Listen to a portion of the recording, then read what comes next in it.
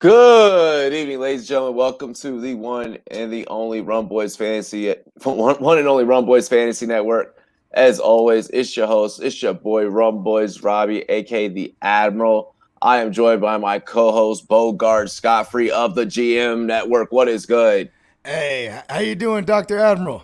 Yo, I'm doing well, Dr. Bogard. Are you ready to get this show underway? Yes, several patients. We have several Yeah. patients in the waiting room. You know what I mean? Yo. Let's go ahead and let's go ahead and patch them in. Well, we got guys in the ICU hooked up to EKGs. We are monitoring all ACLs, MCLs, PCLs, you name it. We are AC joints. AC joint You know what I'm sprains. We got saying? guys going out left and right, Yeah, but we're concussion gonna, protocols. yep, You know but what I we're mean? gonna get you guys right. We're gonna get you all figured out. Heading into week 3. That's what we're here for. We're here to doctor up your lineups today, ladies and gentlemen. Cure your players from this scurvy. Hey, and the waiver wire woes, matey. The waiver wire was here on the 7 C's of podcasting here with the Rumboys Face Network. We are live on rumboys.com. Make sure you guys sign up for rumboys.com. It is free. Check out all the latest, greatest articles. We got a lot of new stuff dropping tonight for you guys. Let's see here. We are live over on sportscaster.com. Big shout out to everyone all the way over on sportscaster.com showing us love, and also on the Sportscaster app. If you need to add a live podcast element to your podcast, if you just are tired of the commentators that you got to hear on TV, then Sportscast is where you can go. You can hear multiple different podcasters as well as the Rum Boys. Big shout out to our sponsors over there at sportscaster.com. And then also big shout out to Monkey Knife Fight, promo code RUMBOYS in all caps, monkeyknifefight.com. Give me money. Give me money. Whenever you guys sign up for monkeyknifefight.com with promo code RUMBOYS in all caps, we will match your very first deposit all the way up to $50 with an identical match. Whatever you're comfortable, all the way up to $50. We're matching deposits all the way over there. We're going to get you guys paid. Hey. Other than that, though, cheers to me. Cheers to you and all the Rum Boys and girls. What it do? Dilly. Alrighty. So first, we're just gonna start right in and getting down to business. Bogart. The running back injuries this week. Running back, obviously a position that is quite a commodity already when you're coming into drafting. I always preach that whenever you're heading into a draft, you probably have about maybe 32, 36, like really solid, talented, like guys between the rounds 1 through 4 that you're going to be able to grab. After that, it's a big drop off, right? And then you have handcuff zones. Yeah, you have about like 86 some odd receivers that are like reliable guys that you can go out and draft, right?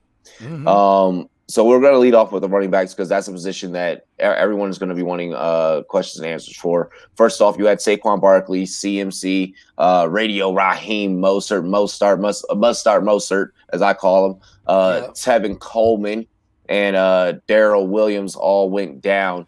Yep. Also, Cam Akers and Malcolm Brown, they got hurt as well. Yeah.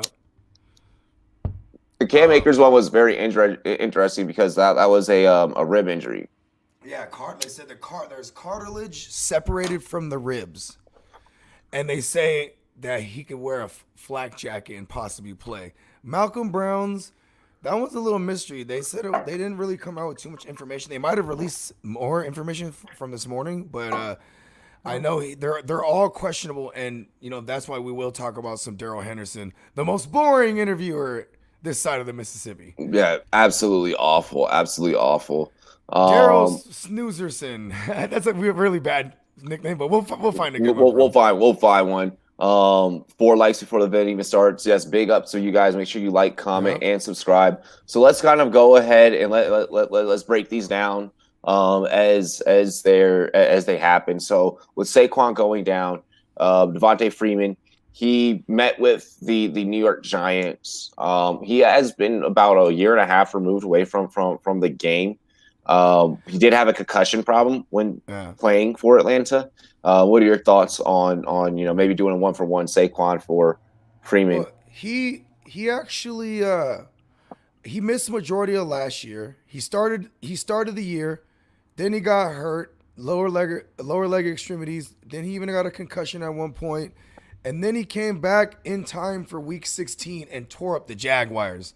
I remember shout out to the guru, Steamboat. He was like, he was in the championship and he was like, should I start Devontae Freeman, bro? And I'm like, bro, everyone's tearing up the Jags. And he actually went off in that game.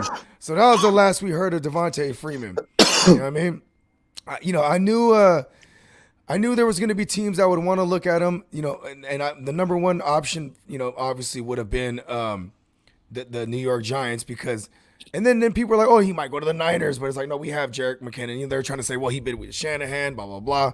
But man, this was just where he can go and get a full opportunity. But I tend to believe initially it's going to be like, it's going to be a full on committee. You know what I mean? They had Deion Lewis there. They have Wayne Gallman.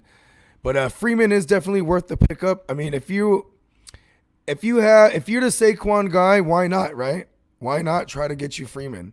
I mean, there is plenty of other guys here, but I mean, yeah. Oh, go ahead. No, I was gonna say, if you're the Saquon roster who unfortunately lost him for the season, there's gonna be a long list of some options that. But I think the closest to getting a full workload for the rest of the year, barring any injury, would be Freeman. Because we are going to touch on some other guys that are going to be fillers until the starters come back. You know what I mean? Yeah. This one's funny. Darius Guys return. LOL. Yo, no. Hey, at the rate of injuries happening, I wouldn't be surprised if we were to see one Dez Bryant find his way onto the team. Yeah. I'm kidding. But here's the thing too with Darius Geis though, if he'll come back and get suspended. Yeah. Yeah. But no, Devontae Freeman. My take on Freeman. I teeter-tottered on grabbing him, but then I really had to. It was one of those things where I was like, let the film speak for itself. And then I thought about that offensive line, and then I thought about Danny turnover dimes, aka Danny dropping dimes. That rat. Yeah, like they're like Giants fans are like, oh, we're already taking for Lawrence. Like I'm like, guys, you need to figure out how the fuck you're gonna groom that guy. You're not, and you need to figure out how you're gonna groom an offensive line. Like you're not putting anybody back underneath there. Without even Nate Solder opting out, that was a big deal because it's like he would have been able to help that young Andrews, right? That was his name. Their first. I think he's as Andrews. Yeah. It's just the organization. I mean, they brought in all the coaching changes and just everything. I'm not personally. I ended up not going with Freeman. There's a couple of other guys that I am willing to gamble on though. We're gonna go ahead. Let's get into Carolina. The injury that happened down at Carolina. Christian McCaffrey went down. Owners will be able to IR him. They should be able to IR him. He'll miss about 4 to 6 weeks, but he's going to try and rehab faster. And I believe he is going to try to make that 4-week minimum because if it was anything longer, they would have put him on a long-term IR because they have the right to exercise the short term and the long term. So, that's one thing you pay attention to, Rome boys and girls. You know what I mean? Like, and that is a good sign that it's not as bad as expected. You know what I mean? So 4 weeks. Still though, if I'm trying to move CMC for the world, I'm looking at whoever's 2-0, and I'm trying to see if I can get like a back end RB1 or something. I'm trying to see if I get something. I'll throw in like a WR2. You know what I mean? Maybe because this person will feel like, okay, I could wait. I'm 2-0. I'll get CMC because I really is not even liking that situation in Carolina, to be honest. After 2 weeks of what I saw. Yeah, after 2 weeks of what I saw, I'm like, I think I'm kind of bought out on the whole Carolina situation. But I am willing to, depending on the team, depending on the league, depending on where you're sitting on waivers. I'm willing to roll the dice and put in a claim on Mike Davis. Like at the very least, I mean, because those are going to be touches that are going to be there. And there's no other running back in that backfield. They have Trenton Cannon. He ain't nothing but a scat back. Mike Davis, we've seen him with the Seattle Seahawks in recent history. Not because last year's with the Bears, but the year before that, he was eating, bro. Like, because him and Chris Carson were like kind of like what we're seeing with Carlos Hyde and Chris Carson right now. Where it's like both of them, they can go run between the tackles. Both of them, you know what I mean? Like Mike Davis, he got chops. He got pass catching chops, and so if it's not saying he's CMC, but their game plan He, doesn't necessarily have to change. he's not CMC. And I don't think that they really have another game plan outside of that. So I think that the touches are just there. I think because of guaranteed touches, that's the reason why he's a guy that Yeah. I'm gonna go after. I think I'd rather have him than Freeman, even though Freeman can technically be a full season guy, That's what a I thought rest of about. season guy. Yeah, because you'll have a solid month, especially if you're the CMC guy. That offensive line If you're the understands how to downfield block it down there in Carolina because they create a lot of those downfield runs for CMC. sure, So I mean that's another reason. I'm gonna take the gamble on Mike Davis versus Deion Lewis, Freeman, Wayne Gallman. Like yeah, I'm all bought out on New York as an offense. Like they're so bad, they're so piss poor that I'm just bought out on them totally. I would be willing to take a flyer on Mike Davis or even a guy that we're going to talk about next. yeah, And a guy that we're going to talk about next. With Radio Raheem Mostert going down, and also a combination of Tevin Coleman, it pretty much creates a clear path, almost, if you will, for one Jarrett McKinnon. Now I know that there is the possibility of Jeff Wilson Jr. being a pickup as well. We know that he is a red zone hawk. I'd probably maybe lean that way more so in standard formats. yeah. Whereas PPR, I'm like Jarrett McKinnon all day. I'm gonna personally pick up McKinnon, even though even still, no matter what the format is, I just think that he's a better player. He's going to demand the more volume of the touches, and he's going to make more happen with those touches. You know what's hilarious too? Like last week we were, with the 7 touches that McKinnon had in week 1, we were already saying, go out and get McKinnon. You know what I mean? Like just go out and get him. And in all our office league, our analyst leagues, he was drafted because everyone, anyone who's familiar with Shanahan's, a backfield. Yeah, just knew. Yeah, just grab one of them. Like if one of them, barring injury, is going to get work. You know what I mean? I absolutely. I couldn't agree more. This was somebody that likely, especially in your analyst leagues or your really deep leagues, was likely to be picked up. There's a chance that somebody's already eaten with him already. But if not, swoop in, go and get him. I'm enjoying Jarrett McKinnon this weekend, and you guys are playing the Giants. Yeah, and if you had swooped him last week, or you had him and he's been on your bench, you don't have a use for him. Go now. He has value as the trade piece right now to one of these people that have these running backs on this list. There's people in your leagues that have Saquon Barkley, that have, you know what I mean, CMC. Like, bro, you might even be able to finagle a CMC with a combination of these running backs that you might be able to get your hands on. Like, you know what I mean? You never know if you're willing to do that. You know what I mean? If you're in a position to be able to do that, why not? Exactly. This is just a good piece to have for multiple scenarios, and should be a great start too this week. Exactly, and it's gonna be a solid start. I recommend starting him. I recommend even trying to see if you could dangle him as leverage. This is just fantasy football stock that I want everyone to be invested in somehow, some way, some shape, some form, some fashion. Now the next guy that we're gonna talk about. This guy is not necessarily in results of injury. This is a guy that we already told you to go and get.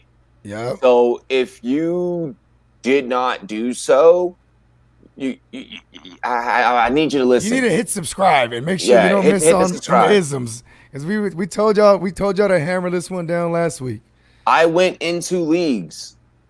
I went into a league that I am playing against one Pat Mayo in. Shout out to Pat Mayo. That's my guy. This guy was still available this week. I was like, what the hell? Like, and I love Pat Mayo. I enjoy Mayo. I enjoy Mayo. Yeah. And at first, like he has crazy nicknames like me and shit when it comes to players. He's off the wall. Yeah. But no, with that particular league that I speak of, at first, I was like, man, I don't really give a fuck about that league. I don't care, But now I sit back after the talk that you and I had, and we're about to hawk some people down. We're about to hawk some folks down in that league. Because I went in this morning, I saw the people are just slipping. I'm Yeah. like, what are you doing? Yeah. What are you doing? Tannehill still available? Like, Yeah. woo! Like people sleeping at the wheel. So guys, be aware in your leagues. Like a guy like Joshua Kelly still should not be available to you. To be honest. Yeah. I mean, he was one of my favorite last picks to like, he was my mystery relevant in a lot of my drafts. Just swoop him up, see if I can hold him week 1. And we saw it flash week 1. We saw it again flash week 2. Now they got the Bengals coming up. He's a decent flex, man. And he's been getting more red zone carries than Austin Eckler. And then we all know Austin Eckler has an injury history. We all know Anthony Lynn is a former running backs coach, turned offensive coordinator, now head coach. Everywhere he's been, he produces top 12 talent in fantasy football at the running back position. Even in more recent years, top 5. Granted, there's 2 of them there this time. So, but even last year, you know what I mean? Both he had Eckler. Eckler was top 5, and then Melvin Gordon was within the top 16, I think, if I remember correctly. He was in the top 24. Yep. So, I mean, if that's his floor, Josh Kelly being that Melvin Gordon role from last season, give me that, man. Because even Austin Eckler, he made his hay on all the receptions, and bro, we need Sunshine Herbert the pervert in there, bro. Yo, he was doing him dirty. He was doing him dirty. Like, bro. Josh Herbert was balling. Guess who's back again? Hell of a one hell of a head of hair. Tino was Hannah Tino. Tino has been watching the show. He knows my isms. He knows. Yeah. I want to. Tino about to get on. He about to get on the Real Fantasy Playmakers too, man. He's gonna do our week 3 preview with us. You know what I mean? Nice. He knows his shit, man. Yeah. I'm gonna also drop one little quick nugget about Josh Kelly. Ladies and gentlemen, he is available pretty much in every single league still right now. Yeah. He is only 39.8% rostered. Shame on you, world. Now that is going up by about 28.4% over the last week or so. For sure. It's that. I got him everywhere last week. Everywhere I could that I didn't have him already. And that lets you know just how low rostered he was last week. Just a week ago today, literally nobody had this dude. Now he has close to about a 30% spike. So he was probably somewhere down about like 0.7% owned in a lot of leagues. Yeah. To jump to 38.8 or, And for sure, we're talking majority of leagues that you guys are all in, Run Boys and Girls. We're talking 10 to 12 man leagues. Obviously 14 team leagues. He's more than likely everyone's rostered. You know what I mean?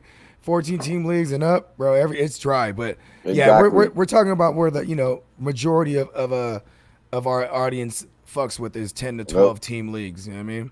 I just trade Juju for Montgomery after losing Barkley. Hey, that's smart. And I'm not mad at that because what's crazy is Juju's drawing number 1 coverage, and Deontay Johnson right now is number 2 in the league as far as market share goes. He's getting 30% of that team's target market share. Him and Adam Thielen, and there's one more.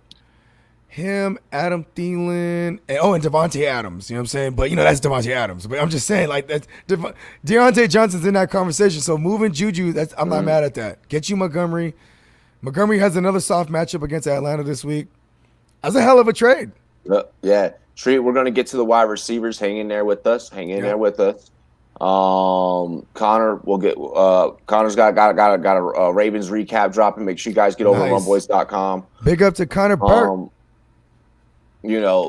James Robinson should not be available in any leagues right now. If Robinson is still available, he wasn't even really. He was on our list last week, but he was one of those guys that was like hovering around 60% ownership. So we just had to remind everyone, listen, if he's out there, go grab him. Go grab him, exactly. Yeah. Yeah. The next guy here on this list that we're going to get to now, I see people talking. I'll go ahead and skip one really quick. Go ahead. Because we can. grab a beer. No, yeah, go ahead, bro. Someone's position in that team is already concerned, but I see people in the chat asking, should they go and get Daryl Henderson? You should be going to get Joshua Kelly more so than Daryl Henderson. I'm trusting even a Mike Davis right now more than a Daryl Henderson.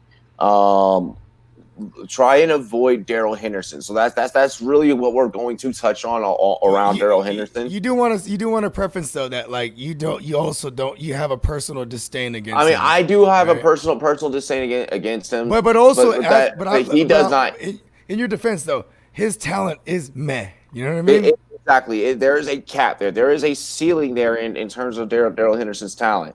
In comparison to a lot of the other guys that we're going to be talking about, I would still, in order of these guys, like so far, just to recap, if anyone's just tuning in right now, we talked about Devontae Freeman, we talked about Mike Davis, Jerick McKinnon, Josh Kelly, Daryl Henderson.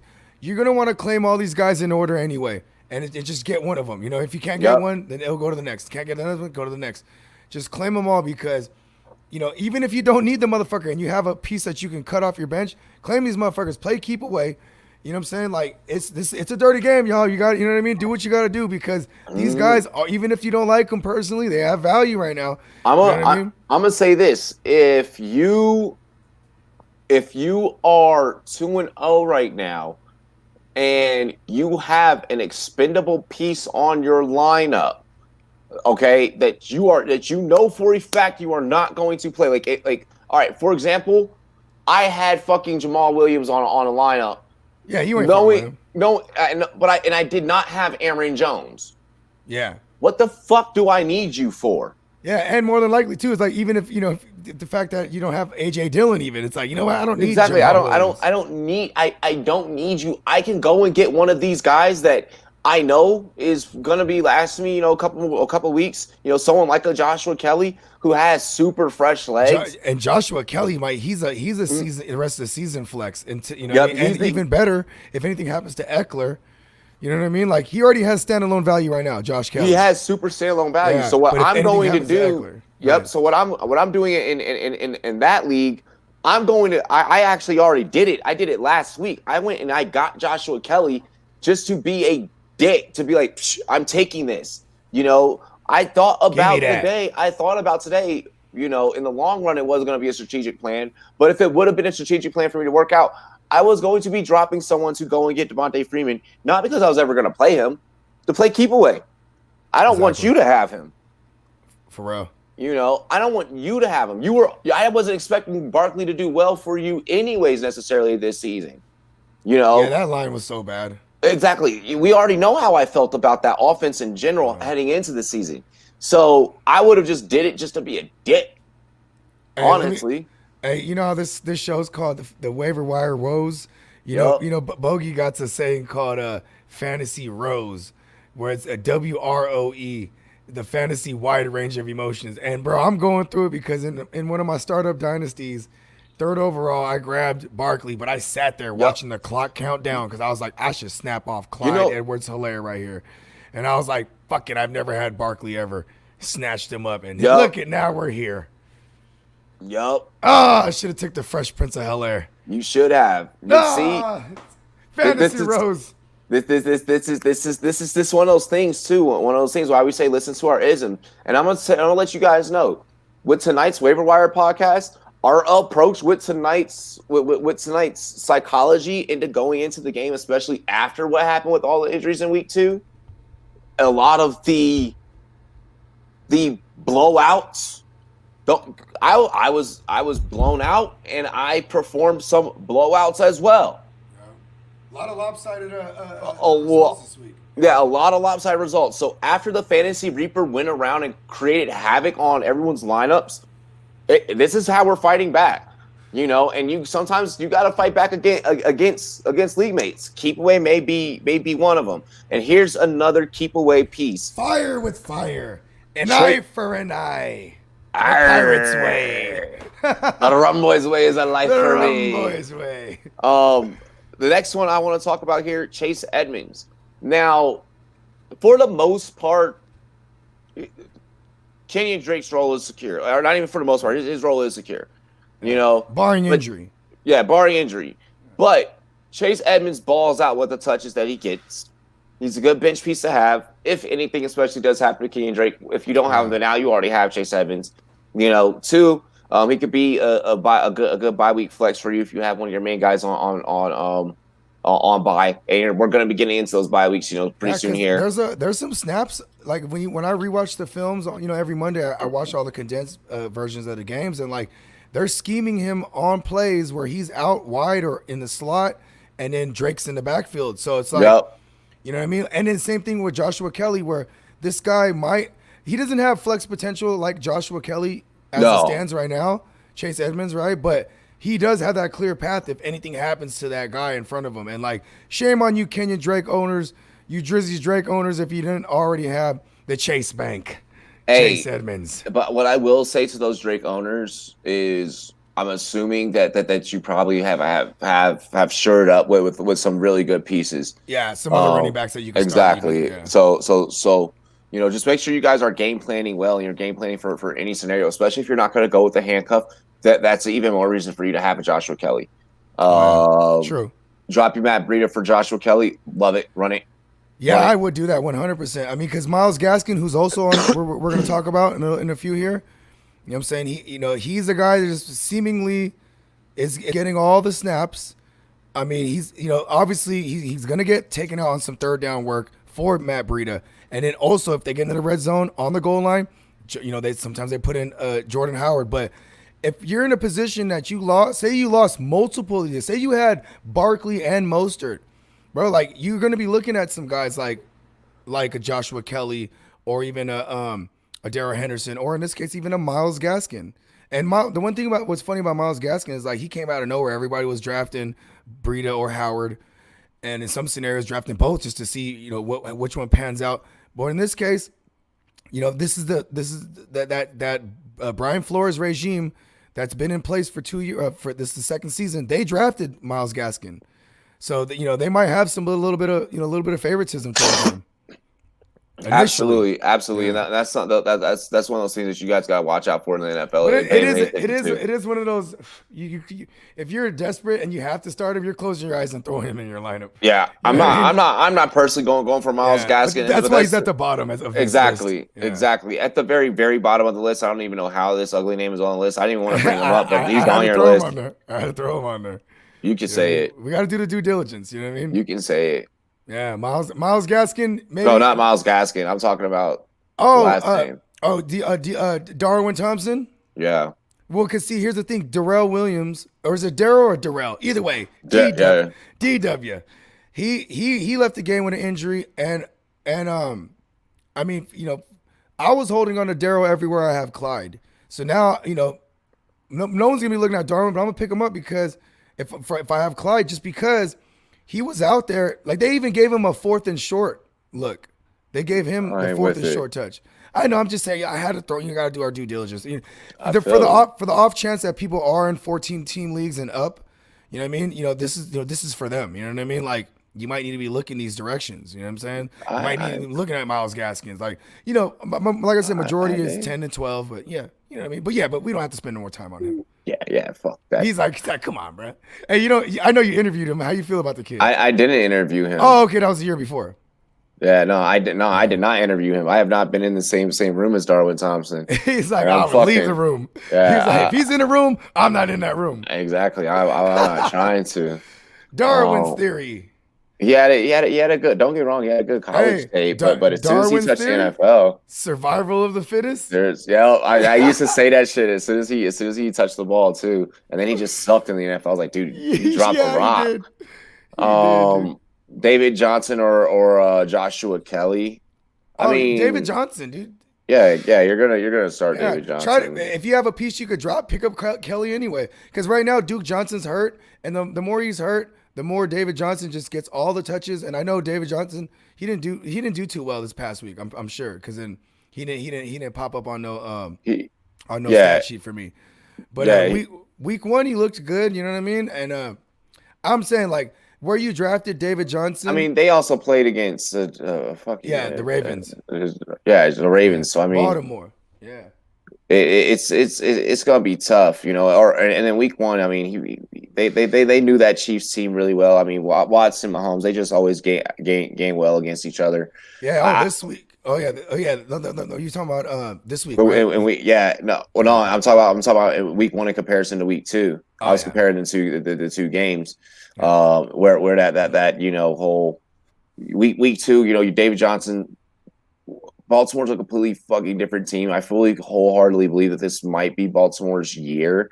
Like I think that's why Johnson just didn't do well. Like Baltimore's just all over the place defensively and offensively. They're I'm excited. they're a I'm beast. excited to They're a see beast. a possible AFC title sneak peek this Monday night. Chiefs That's what Ravens. I want that to be I want that to be the AFC title as Okay. well. So I'm happy that you just said that, and I'm happy that you're already marketing that game. Yep. Um, it, Yeah, because it you will be covering that game. Yep. absolutely, absolutely. So fucking excited. Make sure you guys pardon me. Make sure you guys tune in. Monday Night Yeah. Football. Yeah. Make sure Uh, y'all hit that notification bell. You know what I'm talking about? absolutely, absolutely. Connor's like, shh, don't jinx it. He was like, you're talking too much about the Ravens right now. Hey, Connor's our resident Baltimore. Oh, I just realized because that's how that anyone I know from Baltimore, that's how they say it. They don't say Baltimore, they say Baltimore. You know what I Well, mean? And like, bro, they got ball in their name even, bro. wow, you're They doing the balling. most. They J balling, Rock bro. says Jonathan Taylor or Eckler. Oh, find a way to start them both. If you Mm-hmm. have them both, you start them both. Eckler's playing against the Bengals, and Jonathan Taylor's playing against the goddamn Them Jets. Jets, the You know what I mean? goddamn The Jets. goddamn Jets. Russell Gage or Ty. Well, I mean, Julio's banged up right now, and Russell Yep. Gage, he did it 2 weeks in a row. It is Chicago. Russell Gage is probably going to draw rookie cornerback Jalen Johnson, who is beasting, and like I just think it just what's going on. It just makes me love having Calvin Ridley everywhere I do have him. You know what I mean? Yeah. Shout out to Coolio Ridley because Um. Julio, man. I hate that he's hurt early, man, because he might just be decoy. Because Julio will play banged up. You know what I mean? There is no Paris Campbell in Indy though. I mean Yeah, they are playing the Jets. Like Ty's just gonna eat. I feel yeah. like. Or even Michael Pittman, dude. Like he's on our list when we get to receivers. Yeah. Well, we'll talk about receivers. Right here next. Yeah. Let's do receivers next, bro. Yeah, let they go knock those injuries out. There's a lot. For Doctor Admiral. Yep. Next up on for injuries, this list pretty lengthy as well. Cortland Sutton, Devontae Adams, Will Fuller, Will Bodie. Offuller. Yep, good one right there. As always, Sterling Shepard, who I've told you guys Yep. don't even draft him Any, anyway. mini, miny, mo. Sterling Shepard got Has a gotta toe. go. Yeah, but he got a Sammy toe too. Sammy Watkins, we already knew that he wasn't much after week one, and Yeah, he's only worth it for concussion. week one. Yeah, concussion, unfortunately. And Patrick Campbell. Yeah. Once Oh, again, ha so I mean ha. that goes back to the Russell Gage Ty thing. Um, Ty has got to eat. Ty played Minnesota and only gave you 9 points, but that was against Minnesota. This is the goddamn Jets. Like, come on. Like Adam Gase is still the coach. As long as Adam Gase is still coaching this team, Yeah. it's free reign. Hey, It's Adam Gase, free reign. he's on one too, bro. That guy's just on one. He's worrying about getting his next fix. You know Yup. what I mean? TTV, I would love it if you could screenshot your lineup, DM it Mm-hmm. to me on Twitter at Rumboy spelled with a Z N-E-T, Yeah. or either hit either of Or us up just, on Instagram. yeah. GMM Network is his. Rumboys NET Rumboys Net is mine. Like we'll help you guys. Yeah, Yeah. because if there's a way that you can probably slide both those guys in, maybe then do it. Like then I would Yeah. recommend doing it if you could find a way for both of them. But it's going to depend on the rest of your lineup. So that's a very particular question because both Yeah. have great Is that matchups. a 8-team league? Because then that's probably why might be a tough decision. He might got a lot of good options. No. I mean Russell Gage was a guy that you could have gotten off of waivers last week. Oh So yeah. Okay. So yeah, he has a gauge on this one too. Oh, okay. yeah. Yeah. So that'd be a tough decision. That Chicago secondary they're looking tough. Yeah. Yeah. So there's an answer to your question. Russell Gage should be a guy that's still possibly available for you guys on He's a waivers. very strong flex though. Like Yeah. I'm not mad at it, but definitely Taylor and Eckler, they gotta be in your lineup. You know what I mean? Oh Like, yeah, that was that dude. Yeah, that was yeah. that was I think that was Rock Out that may have said Oh, that. okay. Yeah. Um, let's see here. Uh, oh yeah. TT's is a 12 ceiling. Yeah, Yeah. I got you, Okay. TT. It was J Rock that asked the Jonathan Taylor Eckler thing. Okay. Yeah, Yeah. Yeah. fire Yeah. both of them up. Yeah. Let's see here. We'll take some more questions here in a few. Let's get Yeah. into to these waiver options though for you at wide receiver. So with Cortland Sutton being out, KJ Hamler Yeah. now Very becomes an interesting. option. Very interesting. Even though it's Jeff Driscoll, and today they even picked up Blake Bortles, Yeah, right? Blake Bortles, But garbage Bortles, garbage can yeah, Bortles. garbage time Bortles is back, and Driscoll, I will say, even though he's not good in reality, phenomenal for fantasy because he just loves to throw the ball. He even I'm not saying we're not saying start him at all, but you know what I mean. But I'm I'm telling you, like not. he's gonna pepper his like when he got in the game, he was just a peppering handler. You know what I mean? He was I'm not pep. ready. I'm not ready for Hamler yet. You got to figure out something to do, guys out there with Cortland Sutton. He's out for the rest of the season. So you got to figure out something to do in regards to Sutton. Man, I don't know if I'm going. I don't know if I'm sticking on the Denver route without there being Drew Lock. a Drew Lock. Well, how about this? To do you one better, if you can get handler, if you have room to get him, you might only need to wait 2 weeks till Drew Lock comes back because that's the Yeah, timetable they gave him. You know what I mean? yeah. Yeah. So I mean that is possible. Hamler definitely a guy to put on your watch list. For damn sure. Um, let's And see. they're playing the Bucks this week too. So, and the Bucks' strength and their defense is They, the front. So their secondary isn't stout at all. But yeah, that's still I, Jeff I'm just saying, Driscoll. That's still the Bucks yeah, it's defense. I'm true. not doing It's a that. good point. I'm not doing. Yeah, I'm not Jeff even. Driscoll, Yeah. he's so bad. Oh, I fucking can't stand no Jeff Driscoll. He Hey, he said it made for he two. made Kenny Galladay relevant still when no Stafford last year. Oh shit, damn. Put Gage in at flex. He's like, my receivers are Ty, Michael Thomas, Gage, Metcalf, Marquise Brown. Dude, Thomas, go. Oh wait, Marquise no, Brown. Thomas isn't I'm going back yet. Marquise Brown, Yep, Ty, and Metcalf. and Metcalf. Yeah, Yeah, you don't even. Your Gage might be a trade value piece for you, yeah. I mean, possibly. while strike while the iron's hot, right? I mean, if there's Mm-hmm. someone who needs receiver, I would move Gage because you probably got him off the waiver wire anyway. Yeah, and I try and get him for a running back. Yeah. Yeah. Shit, I'll try to get him for Josh Kelly if someone had him and they didn't need Yep. him. Every trade that I'm going for running backs, bro. So yeah, Hell yeah. nah. Next person though, with Paris Campbell being injured, Michael Pittman suddenly becomes a commodity, and Michael Pimpin. yeah, he was already becoming a commodity, and people wanted to see him succeed. But in Indy, you got to go and get. I feel like you got to go and get him just because we can't really trust Ty fully yet. I don't feel like I, I'm not sold on Ty. You know who Ty reminds me of with Rivers?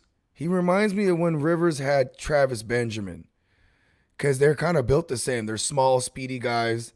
You know what I mean? Mm-hmm. And like that's just kind of how they've been using T.Y. Hilton. You know what I mean? Like, and matter of fact, Frank Reich was in that system at one point in the Chargers with Phillip Rivers, and they had Travis Benjamin. So, and he was extremely boomer bust. So, but if there's a matchup ever, it's this one against the Jets. You know what I mean? Johnny Gage, finish him. Yeah, I I'm gonna do like that. it. Johnny Gage, finish him. Johnny Gage. I like that's a good one. That's better than the Um, 12 gauge. yeah, that's just as good. That's just as good. I like Johnny Gage. That's dope. Now I want to have 12. I want to have Russell Gage now. Yeah, now I'm like, yo, let me you, get him. you give him a good nickname. He's going in. Yeah, no, Michael Pimpin. I'm very interested in Michael Pittman. I think he's worth a gamble on, guys. I'd put a waiver priority in for him if I'm hurting at receiver.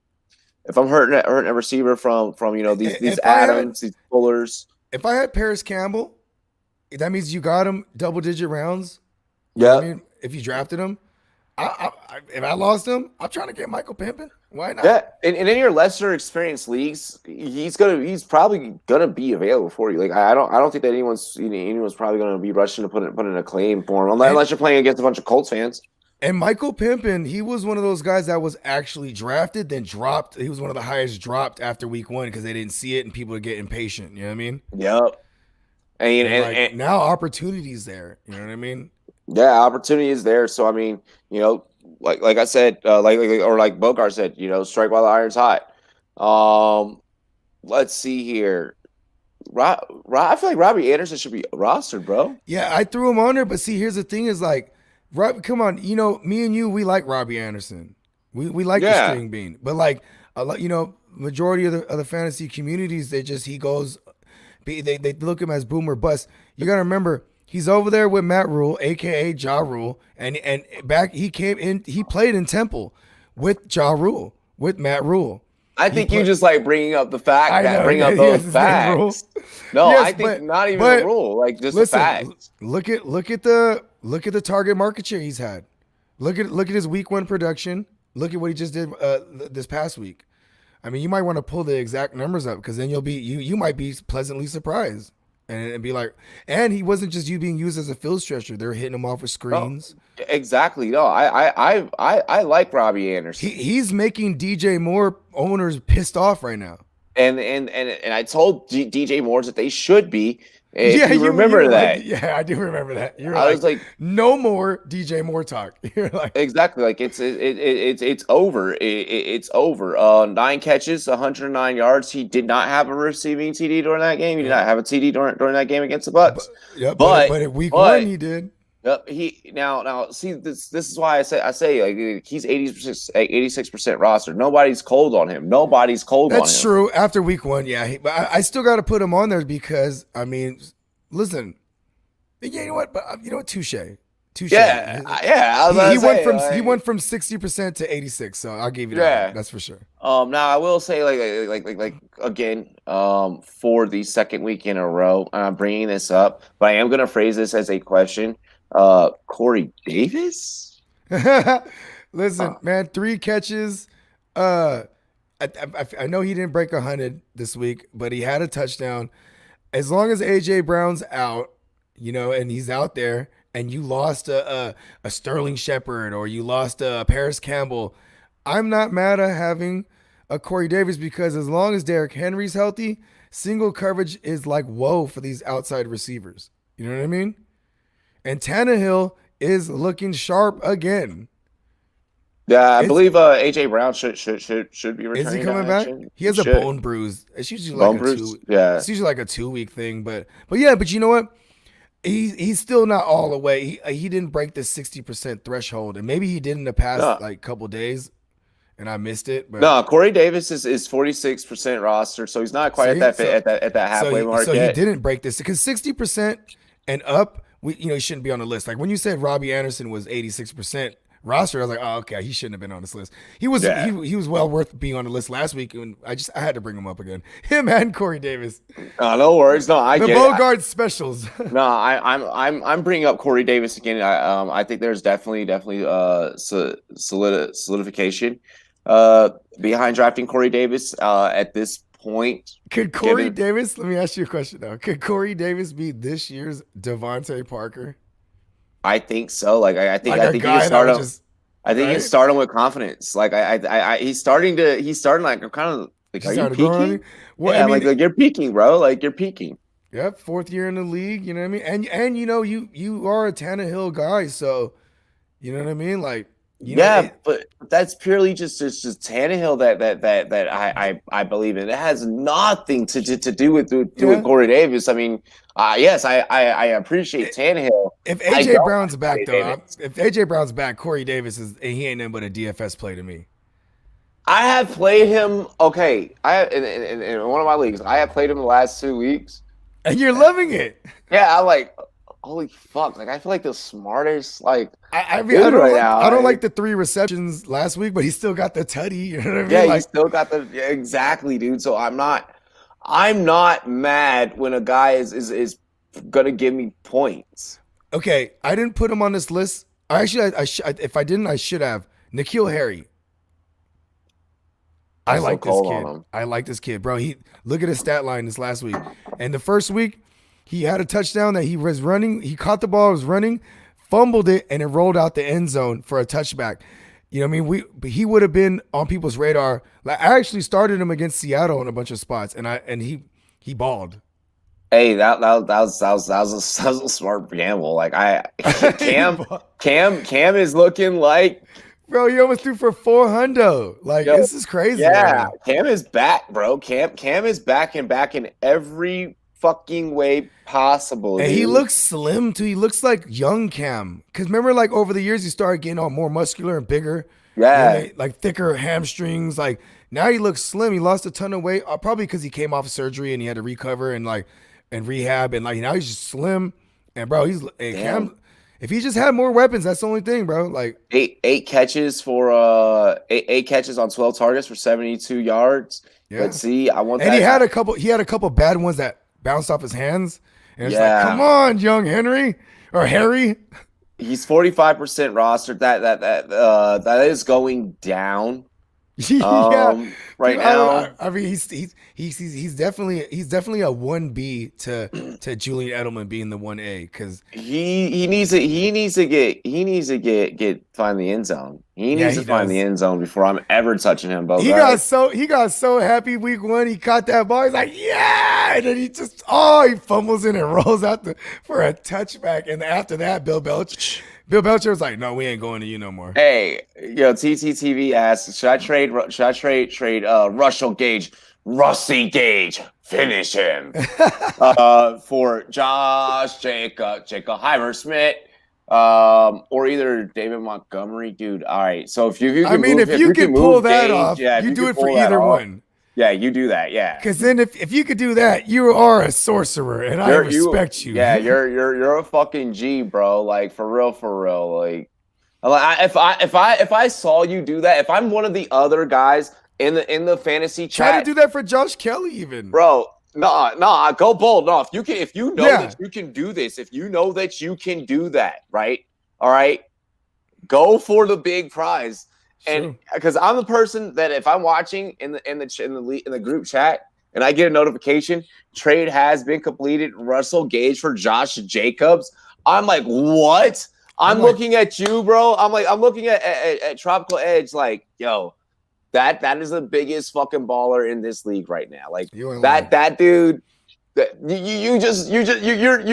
walking around your whole league. Big dick energy. Big dick energy, bro.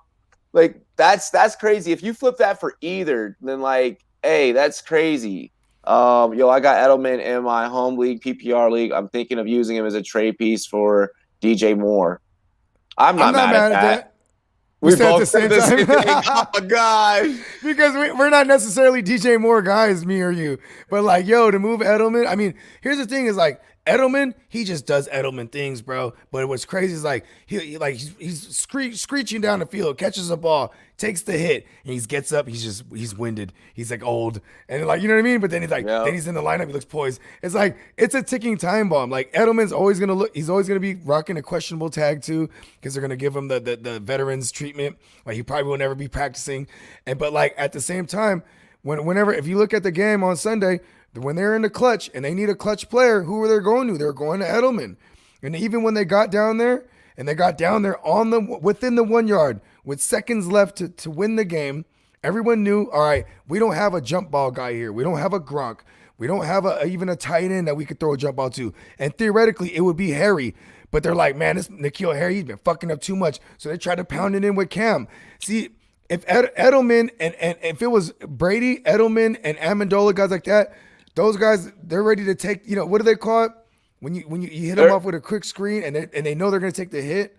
Yeah, they're ready to look. I'm gonna put it exactly how you would say it. They're ready to die for Brady. They're ready to die for Brady. Like Cam, they're still getting used to. They're still getting used to. I think Edelman and Cam, like they're gonna not like.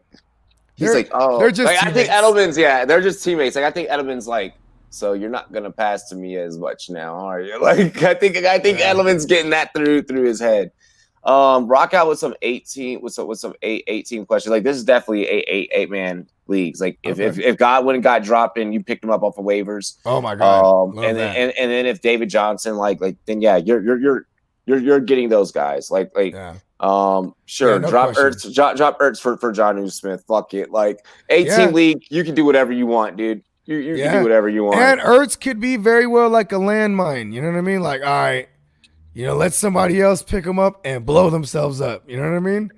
Like in the bad way. You know what I mean? Like Jonnu's slowly becoming a wide receiver 1 on that team. So yeah, bro, Jonnu was my favorite late round target at the tight end position. I have Jonnu everywhere, dude. Dude, like in every single league I'm in with you, I got him. Even I know you do. I started because of you. I was high on Jonnu last year, but I didn't scoop him up around this time this year. I went the Austin Hooper direction because I got excited about that big fancy fucking contract, like it dummy. Because the logic was there. It's like if he gets paid, you got to use him. You know what I mean? Exactly. I don't believe in that anymore. If you guys ask me how I feel about Austin Hooper now, don't worry, I'll take the shit. Yeah. Well, but you know what though? We as analysts, we reserve the right to change our opinion when you see things. Like now we're seeing things happen, so it's like okay, we can't advise that. We can't exactly. Yeah. But no, I forgot where the fuck I was going. But no, what I want to talk about next. Okay. Packers lose Devontae Adams. It brings back the question of last year: Allen Lazard or MVS. Here's the thing too: is like the latest news is that they're saying he's gonna play Adams, but I mean I think it's kind of irresponsible. I don't think what I'm saying. I tend to believe he's not gonna play either, but I think they might even just want D coordinators to still like game plan for him this week. But here's the thing: Allen Lazard or MVS. MVS got the bigger. He gets the bigger down the field targets. Like Allen Lazard, his target market share is nothing in this first 2 weeks compared to MVS. You know what I mean? Yeah. As far as the valuable targets, like you know what I mean, like. And but MVS just got some Packers wide receiver 2. The answer's still Aaron Jones. Yeah, that's 100% accurate. That's Miles. 100% accurate, Peacock. Yeah, no. I don't know how I feel about picking up either of them, but if either of them are available, like I mean, and if there is no Adams, then you look. This is the waiver wire. These are guys that I'd be willing to pick up for just a week and then drop them. Who do the Packers got this week? Let me go ahead and get that for you right now. I have the whole thing up. Yo, if this ESPN tab can load a lot faster. The Packers have. Yeah, I'm in a podcast. I'll hit you. My man, he was just hitting me like back to back. I thought it might be something, but he was like, "Oh no, it's good." He's trying to ask me some fantasy joint. I just told him to tune in. Exactly. Yeah. Yeah. Damn. I can't see who the fuck the Packers got. Let me see. They ain't on a bye. Right? Oh, they got the Saints. They got the Saints. Oh yeah. Hey man. Fuck. This is supposed to be a good game, and on paper, I feel like it might even be one-sided. It's a night game. It's a night game. If they don't have Michael Thomas and Devontae Adams, this is gonna be an interesting game. Like interesting as in like what's their plan of attack is going to be. It's going to be heavy Alvin Kamara and heavy Aaron Jones. Well, Drew Brees ain't losing back to back. He ain't letting that shit happen. Hey man, I think you know what? I know it's 2020. I totally whiffed on that Saints game covering last night, and like the first 5 minutes, it looked like, oh, I'm right. You know what I mean? Yeah. Right. The first 5 minutes, Saints they get the ball, go down there, kick the field goal. Then Raiders, they get one first down. Then the next series, they're out. And then what does the Saints do? Go down there, punch it in. And I'm like, oh, let's go have some dinner. This is cake. And then it was just like the Raiders all of a sudden, that intangible shit we were talking about yesterday. They're like, this is our house, our brand new house. You know what I mean? Jay Gruden's over here, back on Monday. Well, you know what I mean? It was like, oh, man. Yeah, Carr got to sign the new stadium. Like, yeah, bro, I can't believe the Raiders won last night. I mean, but gotta believe it. And all the Raider fans that are that are actually my homies, they just couldn't stop shitting on me all night. I was just flashing. I'm like, listen, Doc, go hit somebody else up. Go enjoy your win. What? Enjoy No, your you're not doing 4 players for Gurley, Leaf. Sorry. Go ahead. No, don't do that. Don't do that. Yeah, I don't You care might who the even four be able players to get are. like you might even be able to get like one player for Gurley because Gurley had Exactly. a bad game. Like you might be that Gurley owner might not even want him. No, don't give up too much for Todd Gurley. Should I pick up Joshua Kelly, Jarrett McKinnon, or Mike Davis? I'm assuming that you're in a John. I'm assuming that you're in a position, brother. First, welcome to the channel. I Yeah, hope that you subscribe. I'm yeah. assuming that Welcome. you are in a position that you can only put in one waiver claim because you probably have a really strong bench, so you don't have a whole lot of wiggle room here. I'm going for Joshua Kelly out of the three. Um, I would the too only because he has the longer he has like long standing value. You know what I exactly mean? he has long standing value. Whereas Jarrett McKinnon, I mean, those are other running backs are going to be Like back. Mostert is gonna come back eventually. Like and then and then they run a committee. I mean, if you need just someone for 1 week, Jerick McKinnon's probably has Jerick McKinnon or Josh Kelly, arguably. You know what I mean? Because they both have super soft matchups. Yeah, Jerick McKinnon's playing the Giants, Joshua Kelly's playing the Bengals, but I'm going Josh Kelly against the I'm Bungles. I'm going Josh Kelly everywhere this week. Um, Oh no, Josh Kelly is playing. I'm sorry, playing the Panthers. Even better. oh yeah, the Panthers, The sir, yeah, sir, Sir sir, Purr. Purr. Gosh. So yeah, I'm not. Yeah, like we said about the Packers receivers, we're not doing that. But we would do Brian Edwards. Going back to what we were saying about last night's game. Would do he, he Brian he Edwards. hasn't I pick dropped up Brian lower Edwards. in 2 weeks. He hasn't went lower than 76% of the snap count. So he's on the field. And finally, Derek Carr looked at him Yeah, I last started night. looking at him. I was like, oh shit, like this Yeah. guy's starting to look for real. And he had Um, Marshawn Lattimore on him a lot of the time, a lot of the games. So that was interesting. You know what I mean? yeah. Yeah. I got one that's gonna piss you off. You ready? Okay, let's go. It's gonna make you emotional. All right. Um, I'm an emotional kind of guy. I know. It's well, it's 2020. You got to be able to show your vulnerable side. Like, chicks do Oh, that.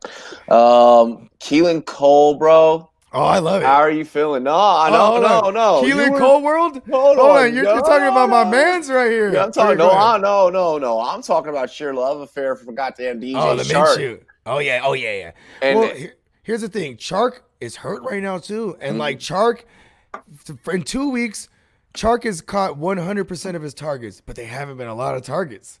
mhm. So that's the one thing. And I love DJ Chark. Come on, you know I do. I love him. But Keelan Cole has been, and Keelan Cole, Keelan Cole his is balling. his report goes back to last season with rookie Minshew, the Ginsu. You know what I mean? And Yep. like with Chark being there, who established himself coming off of last season, he's drawing number one coverage. This week, on a short week, they're gonna play the Dolphins. They're gonna be without Byron Jones, who's their secondary corner. Their number one corner, Xavier Howard, who I have as a top 5 cornerback personally. He's gonna be on Chark. This is Keelan Cole's a great pickup. Yeah, I'm trying to grab Keelan Cole like everywhere. Like I'm grabbing Keelan Cole Cole. World. Cole World. I'm grabbing Keelan Cole over KJ Hamler. I'm grabbing him over me Cole. I'm grabbing him Yeah. over Lazard and MVS. Like this dude has balled out on a consistent basis over the last 2 weeks. I'm He even balled with Blake Bortles. Man. Bortles exactly. Like Like I was on the hype. I was so excited to get back on this hype train, seeing him kind of catch some touchdowns from Minshew this year. I'm excited that we get to go back to the old school days of the Run Boys Fans Network. Me and Ty Books on the couch. It's a cold world, ladies and gentlemen, out nice. here, and we're so excited to be back with Keelan It's Cole. a Keelan Cole world. Bro, Yep. 2017, I won a championship with Keelan Cole. Yeah. He played the night. It was 2016. They played the Jimmy G led Niners. This is that when Jimmy G started those 5 games, and he capped it off with a win against the Jacksonville Jaguars, and that was when they were Saxonville. And like Blake Bortles threw 4 picks, but still, what's his name? Got Keelan Cole world. He went 10 for 80. And like that was amazing. And I'm always gonna love Cole World, bro. He's part of the fraternity. Yeah, I'm appreciative of Keelan Cole as well. Yeah. Let's see.